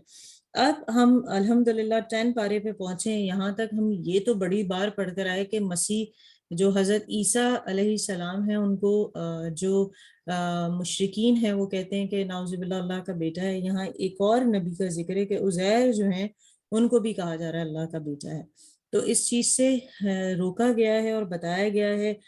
سورہ اخلاص آپ سب نے دوبارہ ترجمے سے پڑھنی ہے. کیا اس میں کہا گیا کہ نہ ہی اللہ واحد لا شریک ہے، نہ اس کی کوئی اولاد ہے، نہ وہ کسی کی اولاد ہے. تو اللہ تعالیٰ اس چیز سے بالکل بری الذمہ ہے، وہ ہمارا خالق ہے، تو اس کا نہ کوئی بیٹا ہے. اور ایون آگے آپ قرآن میں اور پڑھیں گے کہ وہ کہیں گے فرشتے جو ہیں وہ اللہ کی نعوذ باللہ بیٹیاں ہیں، اور اس کے جواب میں اللہ تعالیٰ قرآن میں کہیں گے کہ تم اپنے لیے تو بیٹوں کو پسند کرتے ہو اور میرے لیے بیٹیوں کو پسند کرتے ہو. تو ایسا نہیں ہے. اور قرآن میں ہم یہ بھی پڑھ کر آ چکے پیچھے کہ اللہ تعالیٰ نے ارشاد فرمایا کہ اس کی تو کوئی بیوی نہیں تو اولاد کیسے ہوگی. تو یہ تو وہ جھوٹ باندھتے ہیں اللہ پر، اس کے سوا کچھ نہیں ہے. جی. خدا کی مار ان پر یہ کہاں سے دھوکہ کھا رہے ہیں. انہوں نے اپنے علماء اور درویشوں کو اللہ کے سوا اپنا رب بنا لیا ہے، اور اسی طرح مسیح ابن مریم کو بھی، حالانکہ ان کو ایک معبود کے سوا کسی کی بندگی کرنے کا حکم نہیں دیا گیا تھا، اور جس کے سوا کوئی مستحق عبادت نہیں. پاک ہے وہ ان مشرکانہ باتوں سے جو یہ لوگ کرتے ہیں. یہ لوگ چاہتے ہیں کہ اللہ کی دشمنی کو اپنی پھوکوں سے بجھا دے، مگر اللہ کی روشنی کو اپنی پھوکوں سے بجھا دے، مگر اللہ اپنی روشنی کو مکمل کیے بغیر ماننے والا نہیں ہے. خواہ کافروں کو یہ کتنا ہی ناگوار ہو، وہ اللہ ہی ہے جس نے اپنے رسول صلی اللہ علیہ وسلم کو ہدایت اور دین حق کے ساتھ بھیجا ہے تاکہ اسے پوری جن سے دین پر غالب کر دے. خواہ مشرکین کو یہ کتنا ہی ناگوار ہو. اے لوگوں جو ایمان لائے ہو، ان اہل کتاب کے اکثر علماء اور درویشوں کا حال یہ ہے کہ وہ لوگوں کے مال باطن طریقے سے کھاتے ہیں اور انہیں اللہ کی راہ سے روکتے ہیں. دردناک سزا کی خوشخبری دو ان کو جو سونے اور چاندی جمع کر کے رکھتے ہیں اور انہیں خدا کی راہ میں خرچ نہیں کرتے. ایک دن آئے گا کہ اسی سونے چاندی پر جہنم کی آگ دہکائی جائے گی، اور پھر اسی سے ان لوگوں کی پیشانیوں اور پیٹوں کو داغا جائے گا. جی، یہ ہے یہاں وہ پر دیکھیں آپ اس آیت کو آپ نوٹ بھی کر لیں. آیت نمبر ہے 34 کہ آپ دیکھیں یہاں ویسے تو مشرکین سے ریلیٹڈ بات کی جا رہی ہے، جن میں سے ایسے بھی صحابہ تھے جیسے حضرت عادی بن حاتم تھے جو نبی صلی اللہ علیہ وسلم کے پاس آئے، جو پہلے عیسائی مذہب سے تعلق رکھتے تھے. انہوں نے نبی صلی اللہ علیہ وسلم سے ارشاد فرمایا جب وہ اسلام انہوں نے قبول کر لیا کہ یہ جو آیت جب ان کے سامنے پڑھی گئی تو انہوں نے کہا یہ تو ہم پر الزام عائد ہو رہا ہے، اس کی اصلیت کیا ہے؟ تو حضور صلی اللہ علیہ وسلم نے ان کے سامنے پورا معاملہ رکھا کہ آپ دیکھیں کہ آپ اللہ کے بتائے ہوئے کو حلال جانتے اور اس کے بتائے ہوئے کو حرام مانتے. اگر آپ ایسا نہیں کرتے، اس کے احکامات پر عمل نہیں کر رہے، تو آپ کیسے مسلمان ہیں؟ اور آپ دیکھیں کہ جتنے بھی لوگ چرچ جاتے ہیں ان کا یہی ہے کہ نعوذ باللہ اللہ تعالیٰ جو ہے تیسرے میں سے تین ہے. وہ کہتے ہیں کہ مریم جو ہے وہ حضرت عیسیٰ علیہ السلام کی والدہ ہیں اور اللہ تعالیٰ جو گاڈ ہے وہ ان کا والد ہے, اور اسی طریقے سے وہ ان کو عبادت کرتے ہیں. اور وہ جو سلیب ہوتی ہے اور اس پہ جو ایک شخص ہے جو جس نے صرف ایک کپڑا بانا ہوا ہے اپنی شرمگاہ کو چھپانے کے لیے, وہ کہتے ہیں کہ یہ حضرت عیسیٰ ہے, جو کہ ہم پیچھے معاملہ پڑھ کر آئے تھے کہ وہ حضرت عیسیٰ نہیں ہے. حضرت عیسیٰ کو تو اللہ تعالیٰ نے اپنے پاس بلا لیا ہے, وہ شخص ہے جو چال باز تھا, اس کی شکل ان جیسی کر دی تھی اور اس کو یہ کیا گیا ہے. تو آپ سوچیں کتنا بڑا وہ ظلم کر رہے ہیں. اب یہ جو آیت ہے, آیت نمبر 34, اس میں سونے کی بات آ رہی ہے. پہلے بھی میں نے ذکر کیا تھا, ہم تمام خواتین ہیں اور ہمیں جو زیورات ہیں ان سے ایک لگاؤ ہوتا ہے, کیونکہ ہم لوگ وہ پہنتے ہیں. جیسے مصر میں کہا جاتا ہے کہ وہاں کی خواتین کو جو زیورات کا شوق تھا, آپ سوچیں مصر اس وقت کی بات ہو رہی ہے کہ حضرت یعقوب کے بعد حضرت یوسف, وہ اس وقت بھی بہت ماڈرن تھا اس حوالے سے مصر. اور کہا جاتا ہے کہ کئی ایسی ذخائر ہوتے ہیں نا زمین کے اندر سے معدنیات کی طرح ملتے ہیں کہ وہ اس زمانے میں انہوں نے جو تدفین کر دی یا اس کو دبا دیا تھا زمین کے اندر, وہ نکلتے ہیں. تو وہ آج بھی اتنے ہی یونیک ہے جب ان کی تحقیق کی جاتی ہے. تو اب میں اپنی اور آپ کی بات کرتی ہوں کہ آپ دیکھیں کہ زیورات جو ہیں, جب کوئی بھی اوکیزن ہو, کہیں سے بھی ہمیں مل رہا ہو, شادی ہوتی ہے تو سسرال سے میکے سے ملتا ہے, اور اس کے بعد جب آپ کی کوئی عید یا کوئی ایسا اوکیزن ہوتا ہے, ہسبینڈ دے رہے ہوتے ہیں, تو آپ دیکھیں آپ کو وہ کتنی خوشی دیتی ہے. یا آپ کسی کو اچھا پہنے دیکھیں تو آپ کو اچھا لگتا ہے, یا وہ شاپس اور وہ ساری چیزیں اس میں اٹریکشن رکھی ہے. لیکن ہمیشہ ایک بات آپ یاد رکھیں, جس طرح ہم بہت ساری دھاتیں دیکھتے ہیں, لوہا ہے, تانبا ہے, اسی طریقے سے آپ دیکھیں پلاسٹک ہے, اور میرر جو کانچ ہوتا ہے وہ ہے, بالکل اسی طریقے سے ایک دھات ہے سونا اور چاندی بھی, اس کے سوا کچھ نہیں. ٹھیک ہے اس کی ایک قیمت ہے, اور ہم یہ سوچتے ہیں, زیادہ تر مائیں یہ سوچتی ہیں کہ اب ہمارا زیور ہم بچوں کو دے دیں گے یا برے وقت میں ساتھ دے گا. تو آپ یہ دعا ہی کیوں کرتے ہیں جب پیسہ رکھتے ہیں کہ برے وقت میں ساتھ دے گا؟ آپ اس کے منتظر ہی کیوں ہیں؟ ابھی ہم نے بات کی اللہ تعالیٰ گمان کے ساتھ ہے. Always think positive. آپ دعا کریں کہ اللہ تعالیٰ جب تک جو بچے اولاد دیا, آپ دیکھیں ہم نے قرآن میں پڑھا نا, جب آپ کو اولاد اللہ دیتا ہے ساتھ میں اس کا نصیب دیتا ہے, اس سے پہلے اس کا رزق آ جاتا ہے. تو یہ یاد رکھیں, سونا اور چاندی اگر آپ کے پاس ہے تو اس کی زکوٰۃ ادا کریں. نیٹ کا پرابلم ہوا اس کا, یہ ہے ہیلو جی جی, یہ ہے وہ خزانہ جو تم نے اپنے لیے جمع کیا تھا, لو اب اپنی سمیٹی ہوئی دولت کا مزہ چکھو. حقیقت یہ ہے کہ مہینوں کی تعداد جب سے اللہ نے آسمان اور زمین کو پیدا کیا ہے, اللہ کے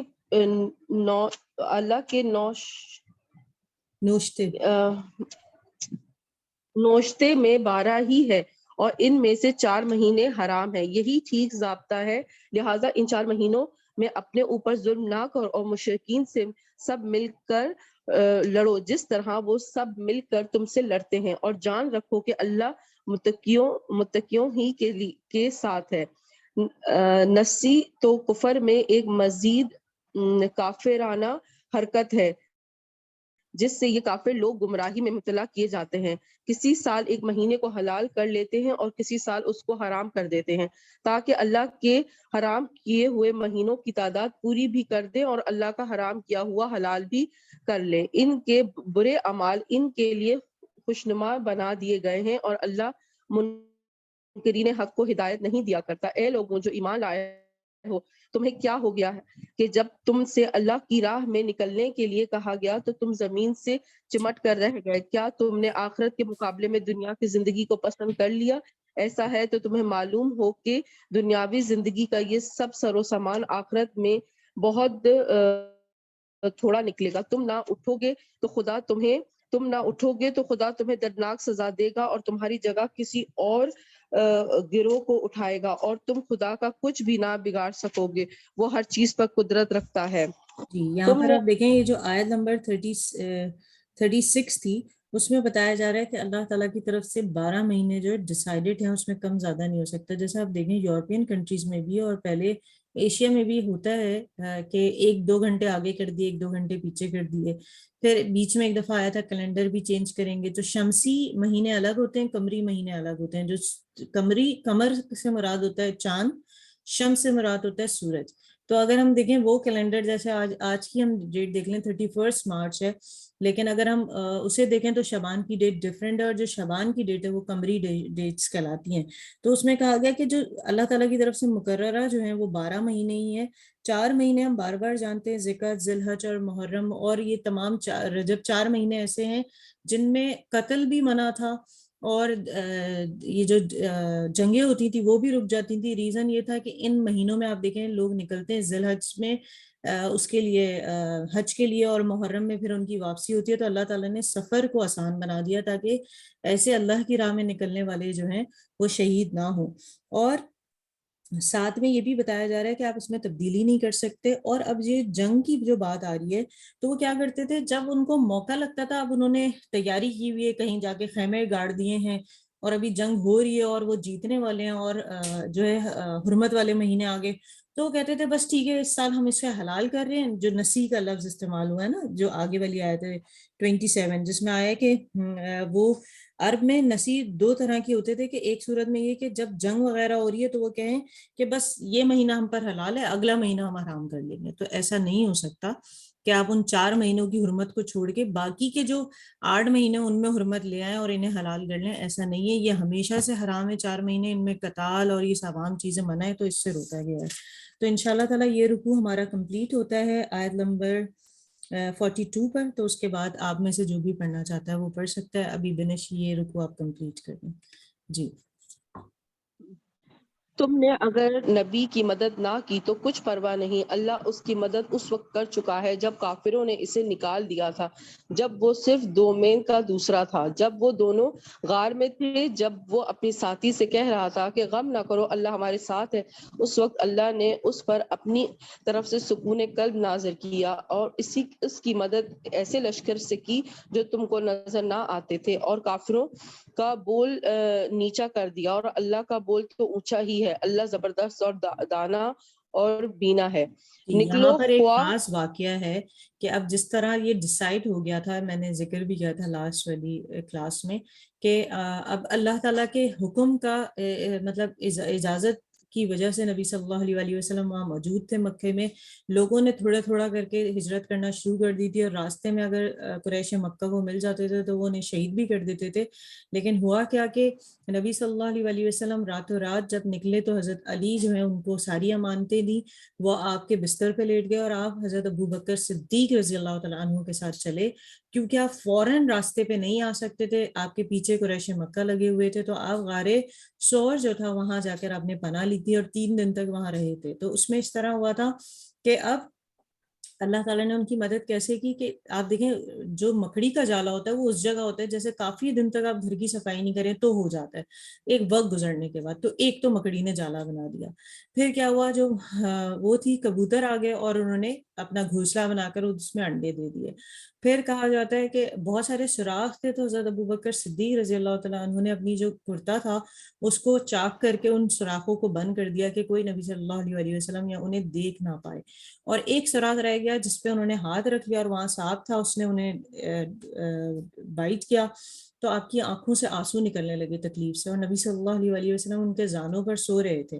تو وہ آنسو جب نبی صلی اللہ علیہ وسلم کے اوپر گرے اور وہ جاگے تو انہوں نے پھر معذرہ بتایا, تو نبی صلی اللہ علیہ وسلم نے اپنے دہانے مبارک جسے تھوک کہتے ہیں وہ لگایا, تو اللہ تعالیٰ نے اس کو شفا دی. اور یہ حضور صلی اللہ علیہ وسلم کی برکت تھی. اسی طرح ان کے ہاتھ میں اللہ نے برکت رکھی تھی کہ ایک دفعہ کا واقعہ ہے کہ ایک صحابی کے گھر آپ کھانے پر گئے اور آپ کھانا نکالتے جاتے اور لوگوں کو سرو کرتے جاتے, تو وہ ایک وقت گزرا تو ان صحابی نے کہا اس میں تو صرف اتنی ہی جو ہے سالن تھا اور یہ نکلتا جاتا. انہوں نے کہا کہ اگر کہ تم یہ جملہ نہ کہتے تو جب تک میں نکالتا رہتا وہ نکلتا رہتا, کیونکہ اللہ تعالیٰ نے میرے ہاتھ میں وہ برکت رکھی ہے, وہ اللہ تعالیٰ کی طرف سے تھی. پھر یہاں دیکھیں کہ ان کے جو دوست ہیں, یہ آیت آپ نوٹ ڈاؤن کر لیں, آیت نمبر 40 میں لا تحزن ان اللہ معنا, کہ انہوں نے کہا اپنے ساتھی سے کیا کہ غم نہ کرو، بے شک اللہ ہمارے ساتھ ہے. کبھی بھی کوئی بھی آپ کے ساتھ سفر میں ہے، یا جس طرح ہمارا جو ہم سفر اللہ تعالیٰ نے بنایا وہ ہمارے شوہروں کو بنایا ہے، سم ٹائم وہ کسی کرائسس میں آ جاتے ہیں، بزنس ہے، فیملی ہے، کوئی بھی چیز ہے، ہمیشہ آپ کو ان کے ساتھ ایسے ہی کھڑا رہنا چاہیے. ساتھی کا کام ہی یہی ہے، آپ ان سے کہیں آپ غم نہ کریں، اللہ ہمارے ساتھ ہے. اور آپ دیکھیں جس کے ساتھ اللہ ہوتا ہے وہ کبھی بھی نہیں ڈگمگاتا، وہ ہمیشہ اپنے پیروں پہ کھڑا رہتا ہے. تو اس کو اللہ تعالیٰ پھر کیا کرتا ہے، اس کو سکونت دیتا ہے. قلب کی ایک آپ کو اطمینان قلب جو ہے وہ سب سے بڑی نعمت ہے. اور پھر اس کی جو مدد کرتا ہے اللہ تعالیٰ، وہ لشکروں سے کرتا ہے. اور کیسے لشکروں سے کرتا ہے؟ جو نظر بھی نہیں آتے. اور کافروں کا بول نیچا کر دیتا ہے اور اللہ کا بول ہمیشہ اونچا رہتا ہے. یہ بڑی پیاری آیت ہے، آپ اس کو نوٹ کریں. اب مسئلہ کیا تھا؟ اب چلیں سیفٹی تو ہو گئی ایک طرح سے، ایک ایسا غارس اور ایسا ہی جگہ مل گئی جس میں حضور صلی اللہ علیہ وسلم اور حضرت ابوبکر صدیق سیف ہو گئے ایک طریقے سے. اب کیا ہوا، قریش کے لوگ جو ہے جو نبی صلی اللہ علیہ وسلم کا تعاقب کر رہے تھے وہ وہاں پہنچے. انہوں نے جالا دیکھا تو کچھ لوگوں نے کہا کہ ہم اندر چلتے ہیں. انہوں نے کہا نہیں، یہاں جالا بنا ہوا ہے، یہ اس چیز کی وضاحت ہے کہ یہاں تو عرصے سے کوئی داخل ہی نہیں ہوا. دوسری طرف سے وہ اس کو گھوم کے دیکھتے ہیں، کہتے ہیں ادھر انڈے بنے ہوئے تو کوئی اندر ہوگا ہی نہیں، اور وہ دیکھ کے چلے جاتے ہیں. پھر کیا ہوتا ہے کہ کچھ مسلمان موجود تھے مکے میں بھی، اور وہ جانتے تھے کہ نبی صلی اللہ علیہ وسلم وہاں موجود ہیں. تو ایک چرواہا جو ہے وہاں سے گزرتا ہے اپنی بکریاں لے کر، اور ساتھ میں کیا کرتا ہے، نبی صلی اللہ علیہ وسلم حضرت ابوبکر صدیق کو اپنی بکریوں کا دودھ پیش کرتا ہے تاکہ ان کو بھوک بھی نہ لگے، کیونکہ کچھ دن وہ وہاں رکے تھے. تو آپ دیکھیں اللہ تعالیٰ نے ان کے کھانے کا انتظام بھی کیسے کر دیا وہاں پر. تو اللہ تعالیٰ بہتر جانتا ہے کہ کس کے لیے کیا بہتر ہے. اصل چیز یہ ہے کہ حق پر ہونے پر جمے رہیں. اور آگے کی جو آیت آ رہی ہے 41، یہ بھی آپ نوٹ کیجئے گا. جی پڑھیے. نکلو خواہ ہلکے ہو یا بوجھل، اور جہاد کرو اللہ کی راہ میں اپنے مالوں اور اپنی جانوں کے ساتھ، یہ تمہارے لیے بہتر ہے اگر تم جانو. اے نبی صلی اللہ علیہ وسلم، اگر فائدہ سہل الحصول ہوتا اور سفر ہلکا ہوتا تو وہ ضرور تمہارے پیچھے چلنے پر آمادہ ہو جاتے، مگر ان پر تو یہ رستہ بہت کٹھن ہو گیا. اب وہ خدا کی قسم کھا کر کہیں گے کہ اگر ہم چل سکتے تو یقیناً تمہارے ساتھ چلتے. وہ اپنے آپ کو ہلاکت میں ڈال رہے ہیں، اللہ خوب جانتا ہے کہ وہ جھوٹے ہیں.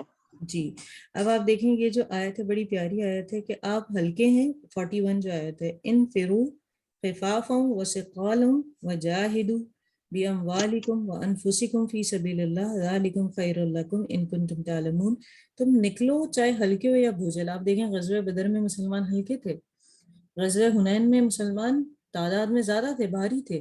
تو کہا جا رہا ہے تم نے اللہ کی راہ میں جہاد کرنی ہے. کس کے ذریعے سے؟ مال کے ذریعے سے بھی اور اپنی جانوں کے ذریعے سے بھی. اور کہا جا رہا ہے یہ تمہارے حق میں بہتر ہے اگر تم جانو.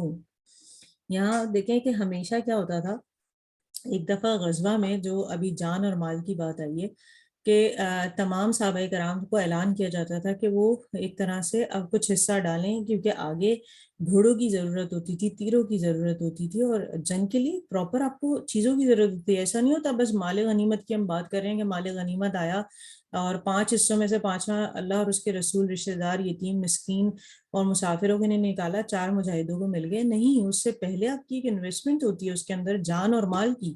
تو لوگوں کے گھر سے جب وہ آتا تھا تو اس طرح تھا کہ حضرت ابوبکر صدیق ہمیشہ جو ہے زیادہ حصہ ڈالتے تھے اپنا. تو ایک دفعہ یہ ہوا کہ حضرت عمر رضی اللہ تعالیٰ عنہ جو ہے اپنے گھر کا آدھا سامان لے آئے، اور جو حضرت ابوبکر صدیق تھے وہ بھی سامان لے کر آئے. اب کیا ہوا، نبی صلی اللہ علیہ وسلم ہمیشہ سے جانتے تھے کہ حضرت ابوبکر صدیق کے گھر جو سامان آتا ہے وہ اگر ان کا کل دیکھیں تو اس کی نسبت بہت زیادہ لے کر آتے ہیں. تو نبی صلی اللہ علیہ وسلم نے اور ان کا اگر کمپیئر کیا جائے تو حضرت عمر کا لایا ہوا سامان زیادہ تھا کمپیئر ٹو حضرت ابوبکر صدیق کے. نبی صلی اللہ علیہ وسلم نے یہ سوال نہیں کیا کون کیا لایا ہے، سوال کو بدل دیا. نبی صلی اللہ علیہ وسلم نے سوال کو کیسے بدلا؟ نبی صلی اللہ علیہ وسلم نے ارشاد فرمایا کون کیا چھوڑ آیا ہے گھر پر. تو حضرت عمر فاروق رضی اللہ تعالیٰ عنہ نے ارشاد فرمایا اللہ کے رسول، میں آدھا سامان لے آیا ہوں اور آدھا چھوڑ آیا ہوں گھر پر. پھر باری آئی حضرت ابوبکر صدیق رضی اللہ تعالیٰ عنہ کی، تو آپ نے کہا آپ کیا چھوڑ آئے ہیں؟ تو حضرت ابوبکر صدیق رضی اللہ تعالیٰ عنہ جن کا سامان حضرت عمر سے کم تھا، کہتے ہیں پیچھے میں صرف اللہ اور اس کے رسول کا نام چھوڑ آیا ہوں، باقی سب لے آیا ہوں. تو اس بات سے ہمیں یہاں جو چیز ملتی ہے وہ یہ، آپ کیا دے رہے ہیں، کتنا دے رہے ہیں، یہ امپورٹنٹ نہیں ہے، کس نیت کے ساتھ دے رہے ہیں، کس اخلاص کے ساتھ دے رہے ہیں. اور یہ یاد رکھیں جدھر آپ پہنچا رہے ہیں وہ کسی بھی چیز سے کمپیریزن کر رہے ہوں، اللہ تعالیٰ آپ کی نیتوں کو جانتا ہے، وہ آپ کے پیچھے کے معاملات کو جانتا ہے جو آپ دکھا بھی نہیں رہے، جو شو آف بھی نہیں کر رہے. کیونکہ نبی صلی اللہ علیہ وسلم کے دونوں دوست تھے اور دونوں سسر بھی تھے، تو وہ بہتر جانتے تھے ان کو، تو انہوں نے اس چیز کی وضاحت، تو وہ کہتے ہیں اور حضرت عمر پھر وہ خوش ہو جاتے تھے یہ دیکھ کر. تو یہاں ہمیں سیکھنے کو یہ ملتا ہے کہ ہم نے اپنی مال اور جان دونوں سے اللہ کی راہ میں لگانی ہے. جی آگے آپ میں سے کون پڑھنا چاہے گا؟ آیت نمبر 43 ہے اور سورہ توبہ ہے. جی آمنہ پڑھیے.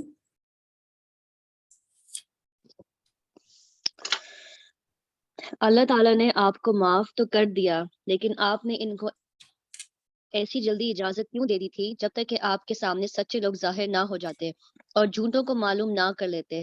جو لوگ اللہ پر اور قیامت کے دن پر ایمان رکھتے ہیں وہ اپنے مال اور جان سے جہاد کرنے کے بارے میں آپ سے رخصت نہ مانگیں گے، بلکہ وہ حکم کے ساتھ دوڑ پڑیں گے. اور اللہ تعالیٰ ان متقیوں کو خوب جانتا ہے. البتہ وہ لوگ جہاد میں نہ جانے کی آپ سے رخصت مانگتے ہیں جو اللہ تعالیٰ اور قیامت کے دن پر ایمان نہیں رکھتے اور ان کے دل شک میں پڑے ہیں، سو وہ اپنے شکوک میں پڑے ہوئے حیران ہیں. اور اگر وہ لوگ غزوہ میں چلنے کا ارادہ کرتے تو اس کا کچھ سامان تو درست کرتے، لیکن خیر ہوئی اللہ تعالیٰ نے ان کے جانے کو پسند نہیں کیا، اس لیے ان کو توفیق نہیں دی اور یوں کہہ دیا کہ اپاہج لوگوں کے ساتھ تم بھی یہاں ہی دھرے رہو. جی اگر یہ لوگ یہاں پر آپ دیکھیں آیت نمبر جو یہ جو رکوع تھا 6، اس کی جو لاسٹ آیت تھی 42 آیت سے، اب یہ چھٹا رکوع ہے 6 اور 9 رکوع تک تسلسل کے ساتھ جو غزوہ کی بات چلے گی. ابھی ہم نے پڑھی تھی غزوہ بدر بھی پڑھی ہے، اس سے پہلے غزوہ احد پڑھی تھی، پھر ہم نے غزوہ حنین میں دیکھا. اب یہ جو بات ہو رہی ہے غزوہ تبوک کی ہو رہی ہے، اور غزوہ تبوک میں مسلمان ماشاءاللہ کافی کھڑے ہو گئے تھے اپنے پیروں پر. آپ یہ سوچیں کہ انہوں نے کھیتیاں اپنی لگا دی تھی اور وہ ایسے حال میں تھی، گرمی تھی شدید اس وقت. ایک تو گرمی بہت زیادہ تھی، دوسرا فصل کاٹنے کا ٹائم تھا، کیونکہ آپ دیکھیں گرمی میں کیا ہوتا ہے، فصل پک جاتی ہے. تو اب وہ مقابلے میں نا جانے میں گھبرا رہے تھے اور کچھ لوگ کمزوری بھی دکھا رہے تھے، اور وہ نبی صلی اللہ علیہ وسلم کے پاس ہر کوئی الگ الگ عذر لے کر آ رہا تھا. اور نبی صلی اللہ علیہ وسلم کیونکہ اللہ تعالیٰ بار بار کہتے ہیں کہ آپ کام کے کچے ہیں، مطلب لوگوں کی بات پر بلیو کر لیتے ہیں، اور اللہ تعالیٰ نے ساتھ میں یہ بھی کہا کہ یہ تمہارے لیے باعث رحمت ہے اور دل کے نرم. تو آپ کیا کرتے ہیں، آپ ان کی اس چیز کو ایکسیپٹ کر لیتے. پہلے اللہ تعالیٰ نے کہا آپ کو یہ کرنا ہی نہیں چاہیے تھا، تحقیق کرے کہ کیا چیز پیچھے چھوڑنے والی ہے. پھر اللہ تعالیٰ بتا رہے ہیں کہ ان کے اندر ہے ہی کھوٹ، یہ جو پیچھے رہ جانے والے ہیں اب اللہ تعالیٰ چھانٹ رہے ہیں جو مخلص مومن ہیں ان سے ان مومنین کو جو کہ مخلص نہیں ہیں.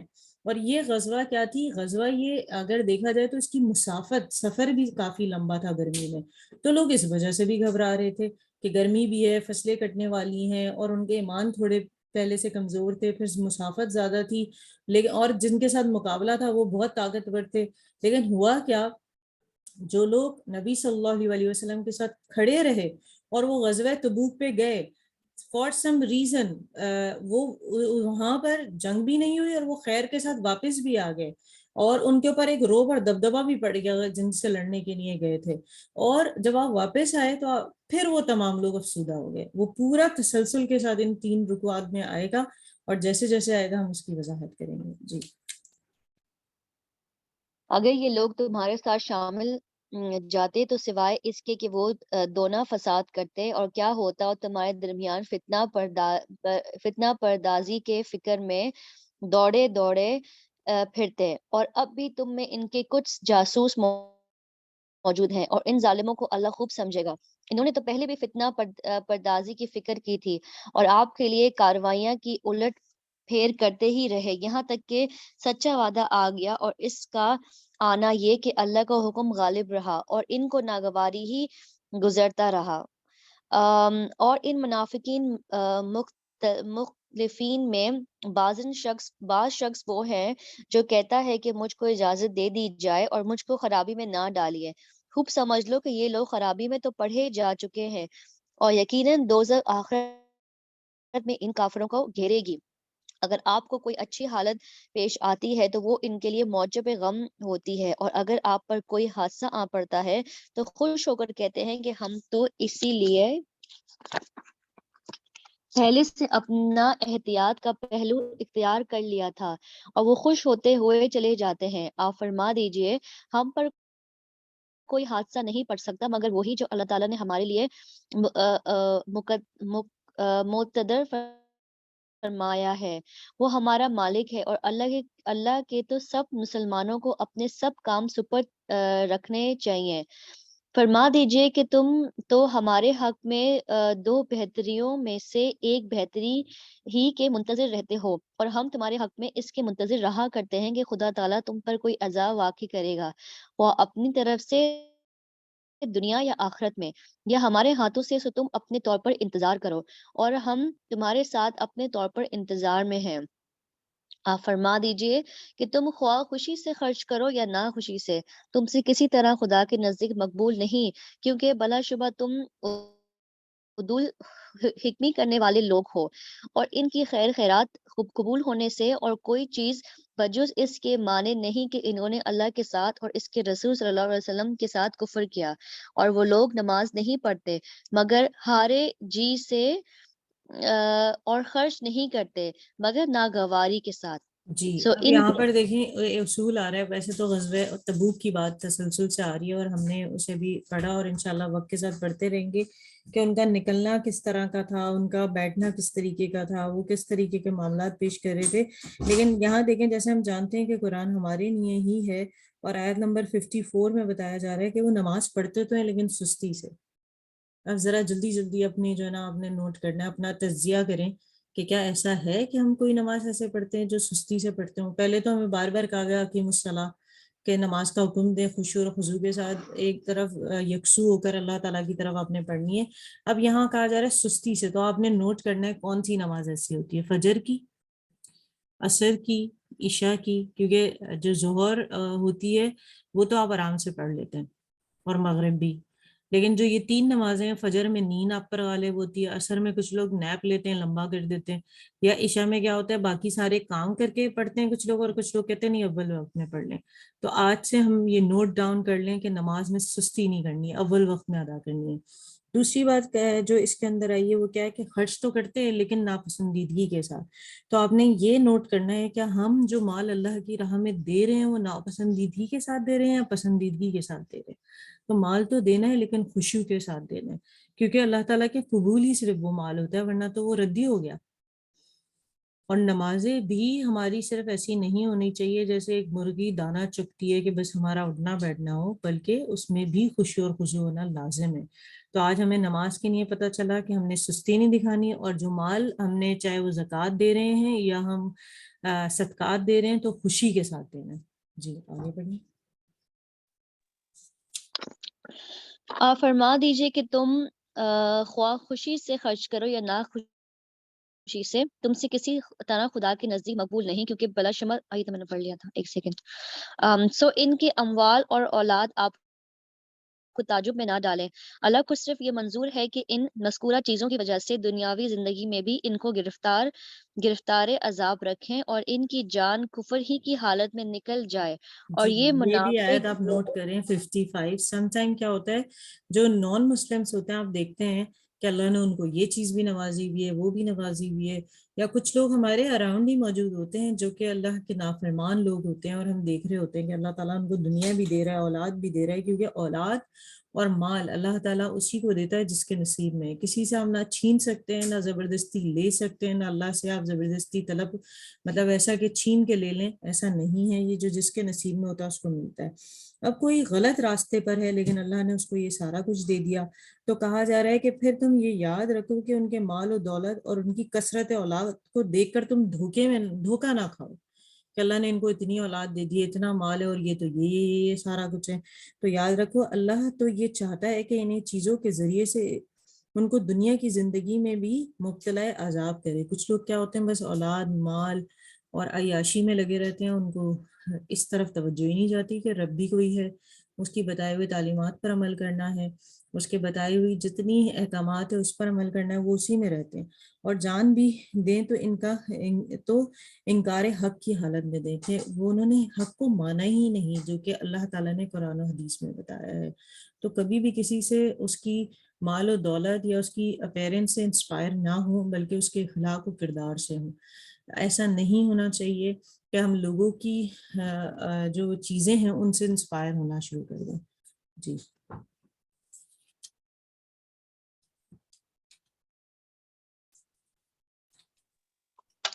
اور یہ منافق لوگ اللہ کی قسمیں کھاتے ہیں کہ وہ تم میں کے ہیں، حالانکہ واقعی میں وہ تم میں کے نہیں، لیکن بات یہ ہے کہ وہ ڈرپوک لوگ ہیں۔ ان لوگوں کو اگر کوئی پناہ کی جگہ مل جاتی یا غار یا کوئی گھس بیٹھنے کی ذرا جگہ مل جاتی تو یہ ضرور منہ اٹھا کر ادھر چل دیتے۔ اور ان میں بعض وہ لوگ ہیں جو صدقات تقسیم کرنے کے بارے میں آپ پر تان کرتے ہیں، سو اگر ان صدقات میں سے ان کی خواہش کے موافق ان کو مل جاتا تو وہ راضی ہو جاتے ہیں، اور اگر ان صدقات میں سے ان کو ان کی خواہش کے موافق نہیں ملتا تو وہ ناراض ہو جاتے ہیں، اور ان کے لیے بہتر ہوتا اگر وہ لوگ اس پر راضی رہتے جو کچھ ان کو اللہ نے اور اس کے رسول صلی اللہ علیہ وسلم نے دیا تھا، اور یوں کہتے کہ ہم کو اللہ کافی ہے۔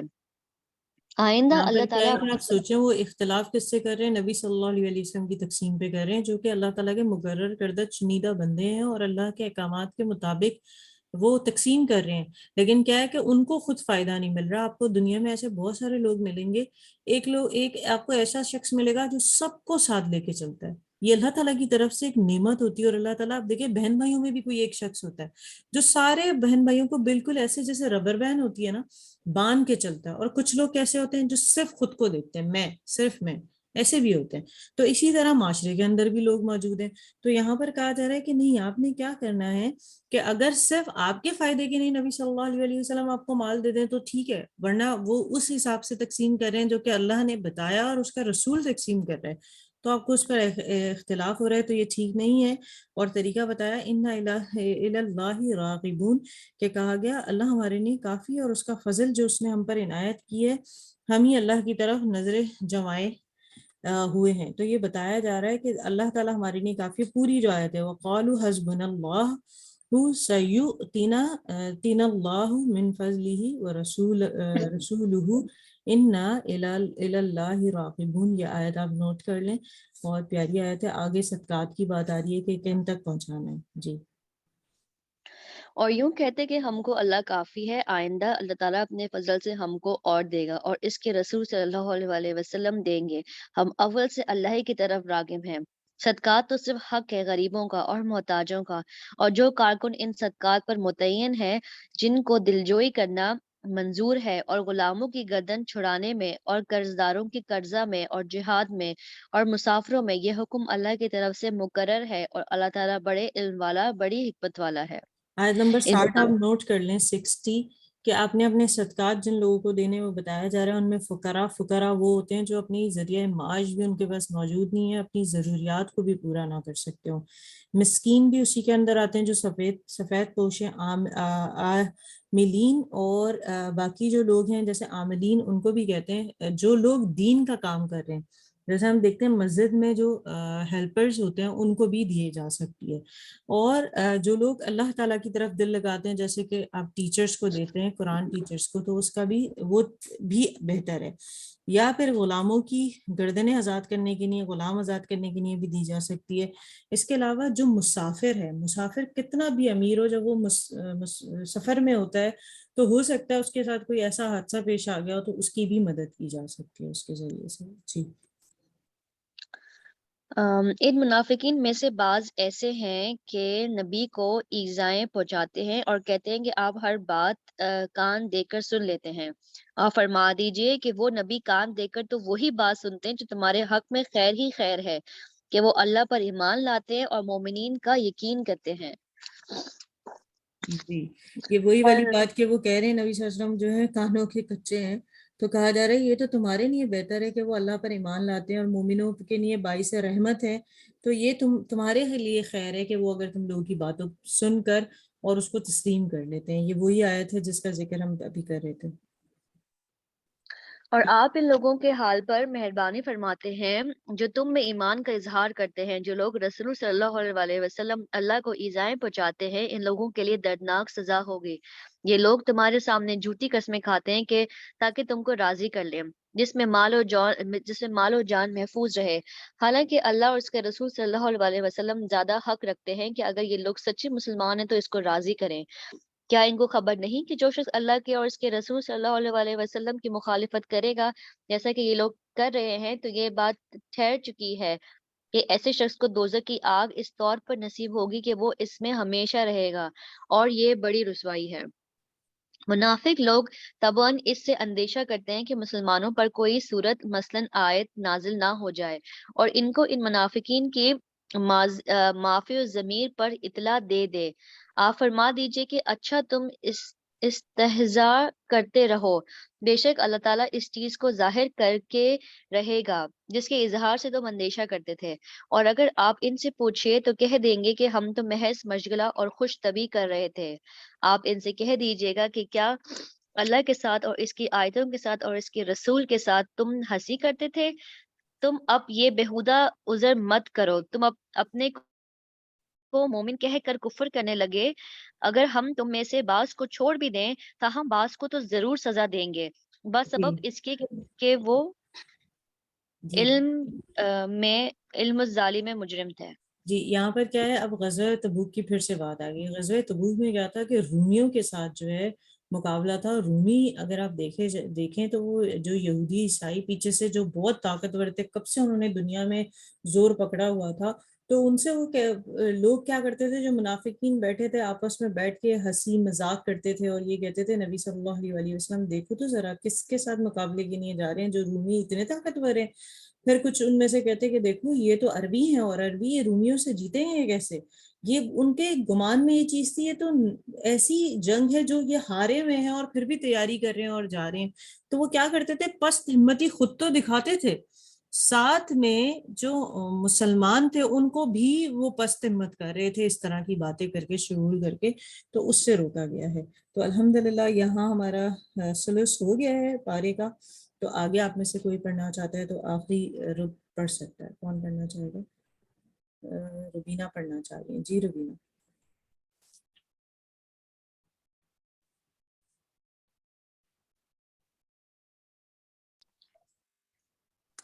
منافق مرد اور منافق عورتیں سب ایک طرح کے ہیں کہ بری بات یعنی کفر اور مخالفت اسلام کی تعلیم دیتے ہیں، اور اچھی بات یعنی ایمان و اتباع نبوی سے منع کرتے ہیں، اور اپنے ہاتھوں کو بند رکھتے ہیں. انہوں نے اللہ تعالیٰ کے خیال نہ کیا، بس اللہ نے ان کا خیال نہ کیا.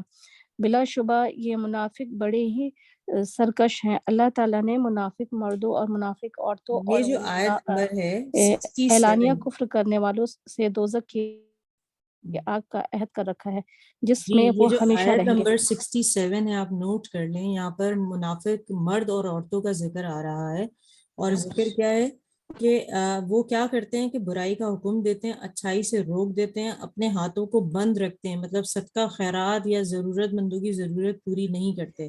تو پھر کیا ہے، نسوا اللہ فنسیہم، کہ انہوں نے اللہ کو بلا دیا تو اللہ نے بھی ان کو بلا دیا. آپ سوچیں، ہمارا کوئی دوست ہمیں بھول جائے، کافی دن تک یاد نہ کرے، ہم اس کو فون کر کے کہتے ہیں ویئر ہیو یو بین، کہاں ہو بھائی، کہیں کوئی خیر خبر نہیں، کوئی خوشی یا غم یا کوئی معاملے کی کوئی بات ہی نہیں کر رہے، کیونکہ وہ بھول گیا. ہمیں خوف آنے لگتا ہے جب کچھ دن تک بات نہ ہو.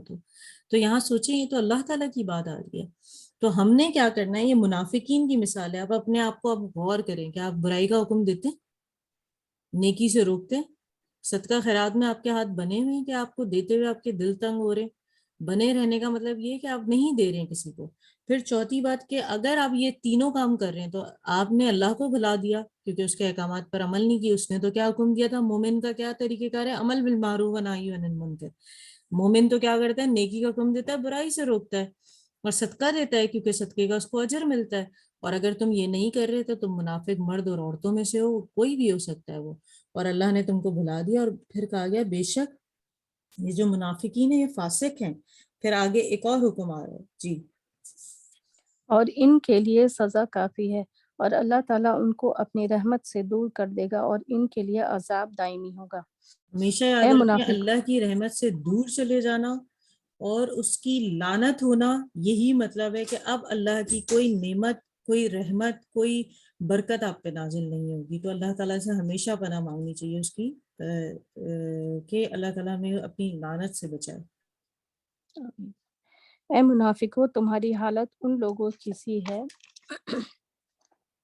جو تم سے پہلے ہو چکے ہیں، جو شدت قوت میں ہر کثرت اموال و اولاد میں تم سے بھی زیادہ تھے، اور انہوں نے اپنے حصے کا خوف فائدہ حاصل کیا، سو تم نے بھی اپنے حصے کا خوف فائدہ حاصل کر لیا، جیسا کہ تم سے پہلے لوگوں نے اپنے حصے کا فائدہ حاصل کیا تھا، اور تم بھی بری باتوں میں ایسے ہی گھسے جیسے وہ لوگ گھسے تھے، اور ان لوگوں کے اعمال دنیا و آخرت میں ضائع گئے، اور وہ لوگ بڑے نقصان میں ہیں۔ کیا ان لوگوں کو ان کے عذاب اور ہلاک کی خبر نہیں پہنچی جو ان سے پہلے ہوئے ہیں، جیسے قوم نوح اور عاد اور سمود اور قوم ابراہیم اور اہل مدین اور الٹی ہوئی بستیوں کہ ان کے پاس ان کے پیغمبر صاف نشانیاں حق کی لے کر آئیں، لیکن نہ ماننے سے برباد ہو گئے۔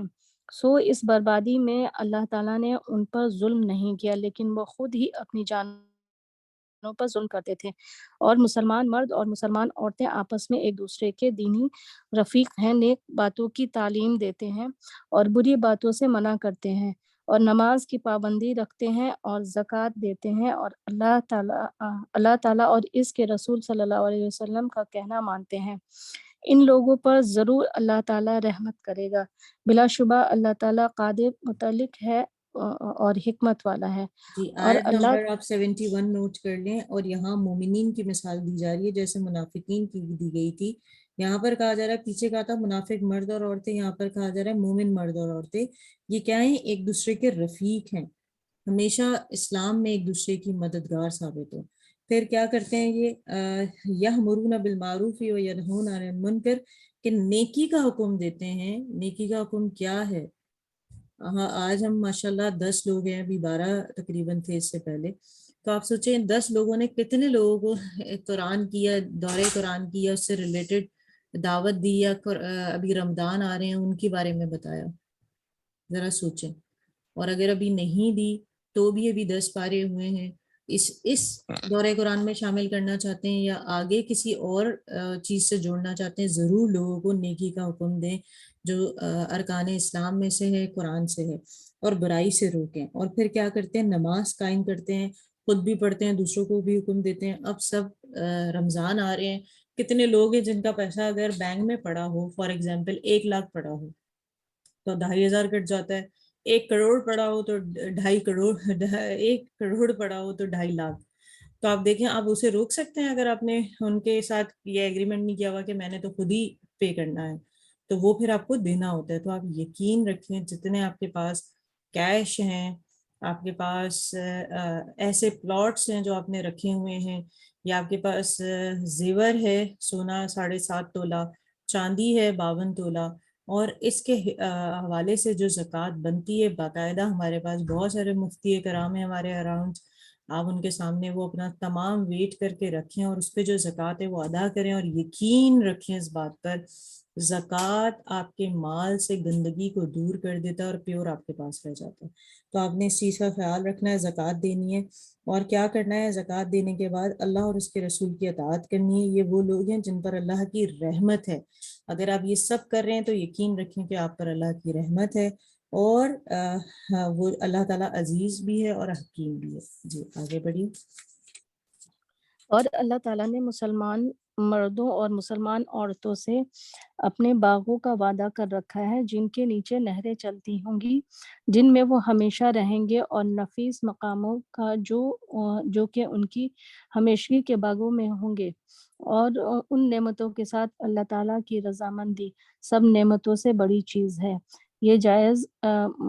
یہ بڑی کامیابی ہے۔ اے نبی صلی اللہ علیہ وسلم، کفار اور منافقین سے جہاد کیجیے اور ان پر سختی کیجیے، یہ دنیا میں تو اس کے مستحق ہیں اور آخرت میں بھی ان کا ٹھکانہ دوزخ ہے جی اور وہ اب میں نے بڑا آپ کو برا بتایا تھا بری کہ جگہ ہے۔ 6 آیت نمبر جو رکو نمبر 6 کی جو آیت تھی، ہم نے پڑھی تھی پیچھے، وہاں سے جو شروع ہوئی تھی غزوہ تبوک کی بات، وہ ابھی 9 رکوع تک چلتی ہی رہی ہے، جو آیت نمبر 42 سے شروع ہوئی تھی۔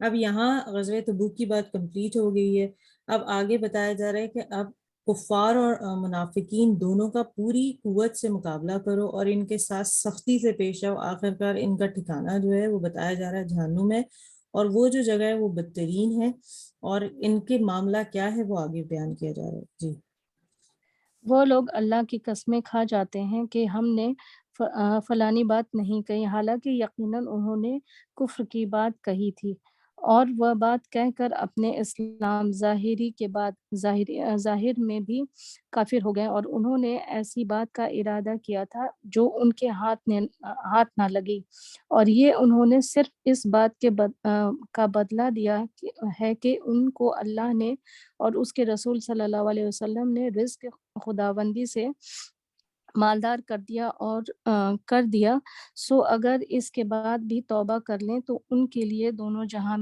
میں بہتری ہوگی۔ جی اب آپ دیکھیں، بہتر کیونکہ وہ مومن نہیں تھے اور وہ منافقین تھے، اور وہ کیا کر رہے تھے، جو مسلمان تھے ان کو بھی متنبع کر رہے تھے، تو ان میں سے جیسے ایک منافق نے یہ بھی کہا کہ کچھ کہہ رہی ہیں آپ روبینہ؟ نہیں جی، تو ان میں ایک منافق نے ایک مسلمان نوجوان سے گفتگو کرتے ہوئے کہا کہ اگر واقعی وہ سب کچھ برحق ہے جو یہ شخص نبی صلی اللہ علیہ وآلہ وسلم ارشاد فرماتے ہیں، تو ہم سب گدھوں سے بھی بدتر ہے، مطلب وہ ان کی نفی کر رہا ہے، نعوذ باللہ، حضرت محمد صلی اللہ علیہ وآلہ وسلم کی۔ اسی طرح ایک اور روایت ہے کہ تبوک کے سفر میں نبی صلی اللہ علیہ وآلہ وسلم جو ان کی اونٹنی گم ہو گئی تھی، تو اس وقت منافقوں کے گروہ نے جو ہے اپنی مجلس میں بیٹھ کر خوب مذاق اڑایا اور آپس میں کہنے لگے کہ حضرت آسمان کی خبریں تو سناتے ہیں مگر ان کو اپنی اونٹنی کی کچھ خبر نہیں کہ وہ اس وقت کہاں ہے۔ تو آپ دیکھیں، ہم بار بار قرآن میں خود پڑھ کر آئیں، قرآن برحق ہے، وہ کتاب ہے جس میں کوئی شک نہیں۔ کیا کہا گیا کہ نبی صلی اللہ علیہ وسلم غیب کا علم نہیں رکھتے، کوئی بھی نبی غیب کا علم نہیں رکھتا، تو یہ تو وہ معاملات ہیں جو ہر انسان کے ساتھ پیش آتا ہے، تو وہ اللہ تعالیٰ ان کو اگر اطلاع دے دیں تو پتہ ہو جائے گا کہ کہاں ہے، اس کے بغیر تو نہیں ہوگا۔ تو منافقین غیر ضروری باتوں پہ چھیما گوئیاں کرتے تھے۔ جی اور اگر رد گرانی کی تو اللہ تعالیٰ نے ان کو دنیا اور آخرت میں دردناک سزا دے گا، اور ان کا دنیا میں نہ کوئی یار ہے اور نہ ہی کوئی مددگار۔ اور ان منافقوں میں بعض آدمی ایسے ہیں کہ خدا تعالیٰ سے عہد کرتے ہیں کہ اللہ تعالیٰ ہم کو اپنے فضل سے بہت سامان عطا فرما دے تو ہم خوب خیرات کریں گے اور ہم اس کے ذریعے خوب نیک کام کیا کریں گے۔ سو جب اللہ تعالیٰ نے ان کو اپنے فضل سے بہت سامان دے دیا تو وہ اس میں بخل کرنے لگے کہ زکوٰۃ نہ دی اور اطاعت سے روگردانی کرنے لگے، اور وہ روگردانی کی عادی ہیں۔ سو اللہ تعالیٰ نے اس کی سزا میں ان کے دلوں میں نفاق قائم کر دیا جو خدا کے پاس جانے کے دن تک رہے گا، اس سبب سے کہ انہوں نے اللہ تعالیٰ سے اپنے وعدے کے خلاف کیا، اور اس کے سبب کہ وہ اس وعدے میں شروع ہی سے جھوٹ بولتے تھے۔ کیا ان کو خبر نہیں کہ اللہ تعالیٰ کو ان کے دل کا راز اور ان کی سرگوشی سب معلوم ہے، اور یہ کہ اللہ تعالیٰ تمام غیب کی باتوں کو خوب جانتے ہیں۔ یہاں یہ پر کیا منافق معاملہ ایسے تھا کہ اب یہ بات دوبارہ غزوہ تبوک سے ریلیٹڈ کی جا رہی ہے کہ وہ جو سازشیں کر رہے تھے وہ یہ سوچ رہے تھے کہ یا تو ہم نبی صلی اللہ علیہ وآلہ وسلم کو کسی رات جو ہے نا وہ کہیں مطلب ان کا کام تمام کر دیں، نعوذ باللہ۔ دوسرا وہ سوچ رہے تھے کہ اب غزوہ تبوک میں اگر مسلمانوں کو شکست ہو جاتی ہے تو اس وقت تک عبداللہ بن ابی جو کہ منافقوں کا سردار تھا اور نبی صلی اللہ علیہ وآلہ وسلم سے بہت زیادہ بغض رکھتا تھا، ریزن یہ تھی کہ جب نبی صلی اللہ علیہ وسلم مکہ سے ہجرت کر کے مدینے آئے تھے تو اس وقت موسٹ پروبیبلی کہ یہی تھا کہ عبداللہ بن ابی جو ہے وہ وہاں کا سردار بن جائے گا. جب نبی صلی اللہ علیہ وآلہ وسلم آئے تو اس کو ایک یہ مسئلہ تھا, ان کے ساتھ حسد تھی, اور دوسرا اس کے اندر نفاق تھا. تو یہ جو جتنے منافقین تھے وہ سب اس کے انڈر میں تھے, تو وہ سوچتے تھے کہ اگر اب نبی صلی اللہ علیہ وآلہ وسلم کو غزوہ تبوک میں شکست ہوتی ہے تو ہم عبداللہ بن ابی کو جو ہے سردار بنا دیں گے. تو سیاسی مسائل تھے اس وقت کے جو اظہار کیے جا رہے ہیں. تو اللہ تعالیٰ یہاں یہ بتا رہے ہیں کہ جو تم سرگوشیاں کر رہے ہو نا چھپ کے جو مسلمانوں کو یا نبی صلی اللہ علیہ وسلم کے علم میں نہیں ہے, اللہ تعالیٰ سب جانتا ہے, وہ بہتر تدبیر کرنے والا ہے. جی. یہ منافق ایسے ہیں کہ نفلی صدقہ دینے والے مسلمانوں پر صدقات کے بارے میں طعن کرتے ہیں, اور خصوص ان لوگوں پر اور زیادہ جن پہ بزج محنت و مزدوری کی آمدنی کے اور کچھ میسر نہیں ہوتا, یعنی ان پر تمسخر کرتے تھے. اللہ تعالیٰ ان کو اس تمسخر کا تو خاص بدلہ دے گا, اور متعلق اور ان کے لیے آخرت میں دردناک سزا ہوگی. اور آپ خواہ ان منافقین کے لیے استغفار کریں یا ان کے لیے استغفار نہ کریں, اگر آپ ان کے لیے 70 بار بھی استغفار کریں تب بھی اللہ تعالیٰ ان کو نہ بخشے گا. یہ اس وجہ سے ہے کہ انہوں نے اللہ اور اس کے رسول صلی اللہ علیہ وسلم کے ساتھ کفر کیا. جی, آیت نمبر اور 80 میں آپ دیکھیں بتایا جا رہا ہے کہ نبی صلی اللہ علیہ وسلم رحمت للعالمین ہے, لیکن یہ جو منافق اسلام اور نبی صلی اللہ علیہ وسلم اور اللہ کے ساتھ جو کچھ کر چکے ہیں, اب آپ نبی صلی اللہ علیہ وسلم ان کے بارے میں دعا کریں یا نہ کریں برابر ہے, ایون 70 بار بھی کریں تو بھی بخشے نہیں جائیں گے, ان کے لیے تو ہے ہی دردناک عذاب. جی. جی, اور اللہ تعالیٰ ایسے سرکش لوگوں کو ہدایت نہیں کیا کرتا. یہ پیچھے رہ جانے والے خوش ہو گئے رسول اللہ صلی اللہ علیہ وسلم کے جانے کے بعد اپنے بیٹھے رہنے پر, اور ان کو اللہ کی راہ میں اپنے مال اور جان کے ساتھ جہاد کرنا ناگوار ہوا, اور دوسروں کو بھی کہنے لگے کہ تم گرمی میں مت نکلو, آپ کہہ دیجئے کہ جہنم کی آگ اس سے بھی زیادہ گرم ہے. کیا خوب ہوتا اگر وہ سمجھتے. سو تھوڑی دنوں دنیا میں ہنس لیں اور بہت دنوں آخرت میں روتے رہیں گے. ان کاموں کے بدلہ ان میں جو کچھ کفر اور نفاق اور خلاف کیا کرتے ہیں. تو اگر اللہ تعالیٰ دیکھیں آپ یہاں کو پھر غزوہ تبوک کی بات آ گئی کہ جو لوگ گئے تھے انہیں کہہ رہے ہیں تو گرمی میں چلے گئے, بیٹھے رہنے والے خوش ہو رہے ہیں, اور وہ کہہ رہے ہیں کہ اللہ تعالیٰ ان کو کہہ رہے ہیں ٹھیک ہے وقتی طور پہ تم تھوڑا ہنس لو اور تم رو گے زیادہ. یہاں پر دیکھیں ہمارے لیے بھی یہ حکم آ رہا ہے, آیت نمبر جو 52 ہے, کہا جا رہا ہے اب چاہیے کہ یہ لوگ ہنسنا کم کریں اور روئیں زیادہ, اس لیے کہ جو بدی یہ کماتے رہے ہیں اس کی جزا ایسے ہی ہے کہ انہوں نے جو گناہ کر دیا ہے کہ مذاق اڑاتے رہے منافقین اللہ اور اس کے رسول اور اس مومنین کا, اور بیٹھے رہے ہیں پیچھے, اور ان کو بھی اس چیز پر لے کر آئے ہیں کہ تم بھی بیٹھے رہو یا تم غلط کر رہے ہو نبی صلی اللہ علیہ وسلم کے ساتھ جا کے. ان سب منافقین کی یہ بات آ رہی ہے, اور بتایا جا رہا ہے انہوں نے کمایا کیا ہے, جو بھی کمایا اس کا اجر ان کو ملنے والا ہے. جی. تو اگر اللہ تعالیٰ آپ کو اس سفر سے مدینہ کو صحیح و سالم ان کے کسی گروہ کی طرف واپس لائے, پھر یہ لوگ کسی جہاد میں چلنے کی اجازت مانگے تو آپ یوں کہہ دیجئے کہ تم کبھی بھی میرے ساتھ نہ چلو گے اور نہ میرے ہمراہ ہو کر کسی دشمن دین سے لڑو گے. تم نے پہلے بھی بیٹھے رہنے کو پسند کیا تھا تو ان لوگوں کے ساتھ بیٹھے رہو یہ جو ان کی واقعی سزاؤں میں سے ایک سزا ہے کہ اب انہوں نے بیٹھے رہنا ہے, اب ان کو تسلیم ہی نہیں کرنا آنے والی غزوات میں. جی واقعی پیچھے رہ جانے والوں کے لائق ہی ہیں, اور ان میں کوئی مر جاوے تو اس کے جنازے پر کبھی نماز نہ پڑھیں اور نہ دفن کے لیے اس کے قبر پر کھڑے ہو جائیں, کیونکہ انہوں نے اللہ اور اس کے رسول صلی اللہ علیہ وسلم کے ساتھ کفر کیا اور وہ حالت کفر ہی میں مرے ہیں, اور ان کے اموال اور اولاد آپ کے آپ کو تعجب میں نہ ڈالیں۔ اللہ کو صرف یہ منظور ہے کہ ان کی وجہ سے دنیا میں بھی اور ان کو گرفتار عذاب رکھے اور ان کا دم حالت کفر ہی میں نکل جائے۔ جی یہ اور بات جب ہے، آپ دیکھیں عبداللہ بن ابی کو ہم نے دیکھا غزوہ بدر میں پیچھے رہ گیا، غزوہ تبوک میں بھی انتظار کر رہے ہیں کہ نبی صلی اللہ علیہ وسلم کو شکست ہو تو وہ جو ہے وہاں کا سردار بن جائے، اور بھی بے شمار چیزیں اس سے ریلیٹڈ ہیں کہ جس طرح پردے کے پیچھے جو ہے غداری کی جاتی ہے، مدینے کی خبریں قریش مکہ کو پہنچانی ہے یا روم میں پہنچانی ہے، وہ تمام کام وہ کرتا رہا ہے۔ تو یہاں اب اس کا انتقال ہو گیا، اور اس کا جو بیٹا ہے وہ نبی صلی اللہ علیہ وسلم کے حضور میں حاضر ہوا، اور اس نے درخواست کی، التجا کی کہ میرے والد کا آپ جنازہ پڑھا دیں، اور نبی صلی اللہ علیہ وسلم کے وہاں جانے پر اللہ تعالیٰ نے یہ بات کہی کہ یہ آپ کو زیب ہی نہیں دیتا کہ آپ کسی ایسے شخص کے جو ہے جنازے پہ کھڑے ہوں یا قبر پہ کھڑے ہوں جس نے اللہ اور اس کے رسول کا انکار کیا ہو۔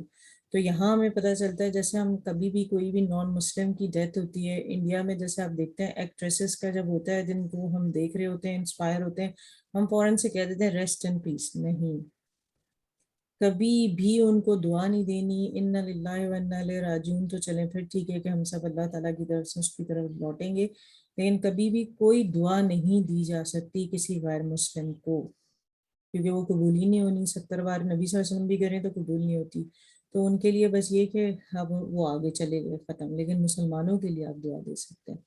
جی اور جب کبھی کوئی ٹکڑا قرآن کا اس مضمون میں نازل کیا جاتا تو تم خلوص دل سے اللہ پر ایمان لاؤ اور اس کے رسول صلی اللہ علیہ وسلم کے ہمراہ ہو کر جہاد کرو، تو ان میں سے مقرر والے آپ سے رخصت مانگتے ہیں اور کہتے ہیں ہم کو اجازت دیجیے کہ ہم بھی یہاں ٹھہرنے والوں کے ساتھ رہ جائیں۔ وہ لوگ غائب بے ہمتی سے خان نشین عورتوں کے ساتھ رہنے پر راضی ہو گئے اور ان کے دلوں میں مہر لگ گئی جس سے وہ سمجھتے ہی نہیں۔ ہاں لیکن رسول صلی اللہ علیہ وسلم اور آپ کی ہمراہی میں جو مسلمان ہیں انہوں نے اس حکم کو مانا اور اپنے مالوں اور جانوں سے جہاد کیا، اور انہی کے لیے ساری خوبیاں ہیں اور یہی لوگ کامیاب ہیں۔ اللہ تعالیٰ نے ان کے لیے ایسے باغ مہیا کر رکھے ہیں جن کے نیچے سے نہریں جاری ہیں اور ان میں ہمیشہ کو رہیں گے، یہ بڑی کامیابی ہے۔ اور کچھ بہانہ باز لوگ دیہاتیوں میں سے آئیں تاکہ ان کے گھر رہنے کی اجازت مل جائے، اور ان دیہاتیوں میں سے جنہوں نے اللہ سے اور اس کے رسول سے بالکل ہی جھوٹ بولا تھا، وہ بالکل ہی بیٹھ رہے ان میں سے جو آخر تک کافر رہیں گے، ان کو دردناک عذاب ہوگا۔ کم طاقت لوگوں پر کوئی گناہ نہیں، اور نہ بیماروں پر، اور نہ ان لوگوں پر جن کو خرچ کرنے کی میسر نہیں، جبکہ یہ لوگ اللہ اور رسول کے ساتھ اور احکام میں خلوص رہیں۔ ان نیکوکاروں پر کسی قسم کا الزام نہیں، اور اللہ تعالیٰ بڑی مغفرت والے، بڑی رحمت والے ہیں۔ اور ان لوگوں پر کوئی گناہ اور الزام کے جس وقت وہ آپ کے پاس اس واسطے آتے ہیں کہ آپ ان کو کوئی سواری دے دیں، اور آپ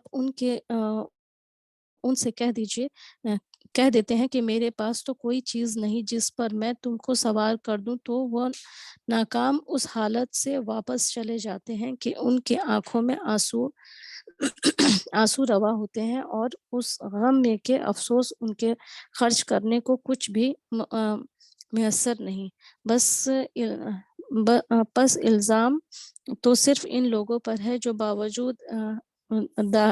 باوجود ہر سامان ہونے کے گھر رہنے کی اجازت چاہتے ہیں۔ وہ لوگ خانہ نشین عورتوں کے ساتھ رہنے اور پر راضی ہو گئے اور اللہ نے ان کے دلوں پر مہر کر دیا جس سے وہ جانتے ہی نہیں. جی اب آپ دیکھیں پورے صدق جب سے اللہ شروع العظیم. ہوئی ہے غزوہ تبوک تو اب بتایا جا رہا ہے کن کن لوگوں کو نکلنا ہے اور کیا معاملہ ہے. یہاں پر بتایا جا رہا ہے جو ضعیف ہیں، بیمار لوگ ہیں اور جو لوگ جہاد کے لیے زیادہ راہ نہیں پاتے تو ان پر کوئی حرج نہیں ہے، لیکن ان کے دل خلوص سے بھرے ہونے چاہیے کہ وہ شامل ہونا چاہ رہے ہیں، تو ان پر کوئی حرج نہیں کہ وہ بیٹھ جائیں، وہ وفادار بھی ہیں. پھر کہا گیا کہ کچھ ایسے بھی لوگ ہیں جن کے پاس سواریاں نہیں ہیں یا ان کے پاس زیادہ راہ نہیں ہے، اس وجہ سے وہ نبی صلی اللہ علیہ وسلم کے پاس آئے کہ آپ انہیں مہیا کر دیں، لیکن آپ صلی اللہ علیہ وسلم کے پاس بھی اتنے اسباب نہیں ہیں اور وہ اس وجہ سے نہیں جا پائے. تو ان کو کوئی حرج نہیں ہے. حرج کن پر ہے؟ جن کے پاس تمام چیزیں موجود تھیں، اس کے باوجود مال و اسباب، زیادہ راہ، سواریاں، لیکن وہ پھر بھی پیچھے بیٹھنے والوں پر انہوں نے ترجیح دی اور بیٹھنا پسند کیا، تو اللہ تعالیٰ نے ان کے دلوں پہ جو ہے مہر لگا دی ہے. اس لیے اب یہ کچھ نہیں جانتے اللہ کے ہاں ان کی اس روش کا کیا نتیجہ نکلے گا یہ ہم جانتے ہیں. بار بار قرآن میں آیا تو انہیں عذاب ملے گا. جزاک اللہ خیر. الحمدللہ آج ہمارا 10th پارہ کمپلیٹ ہو گیا ہے. تو پہلے ہم دعا پڑھ لیتے ہیں. اللہم آنس واشتی فی قبری، اللہم ارحمنی بالقرآن العظیم وجعلوا لی اماما ونورا وہدا ورحمہ، اللہم ذکرنی منہ ما نسیت وعلمنی منہ ما جہلت وارزقنی تلاوتہ آناء اللیل وآناء النہار وجعلوا لی حجتا یا رب العالمین. آمین آمین آمین.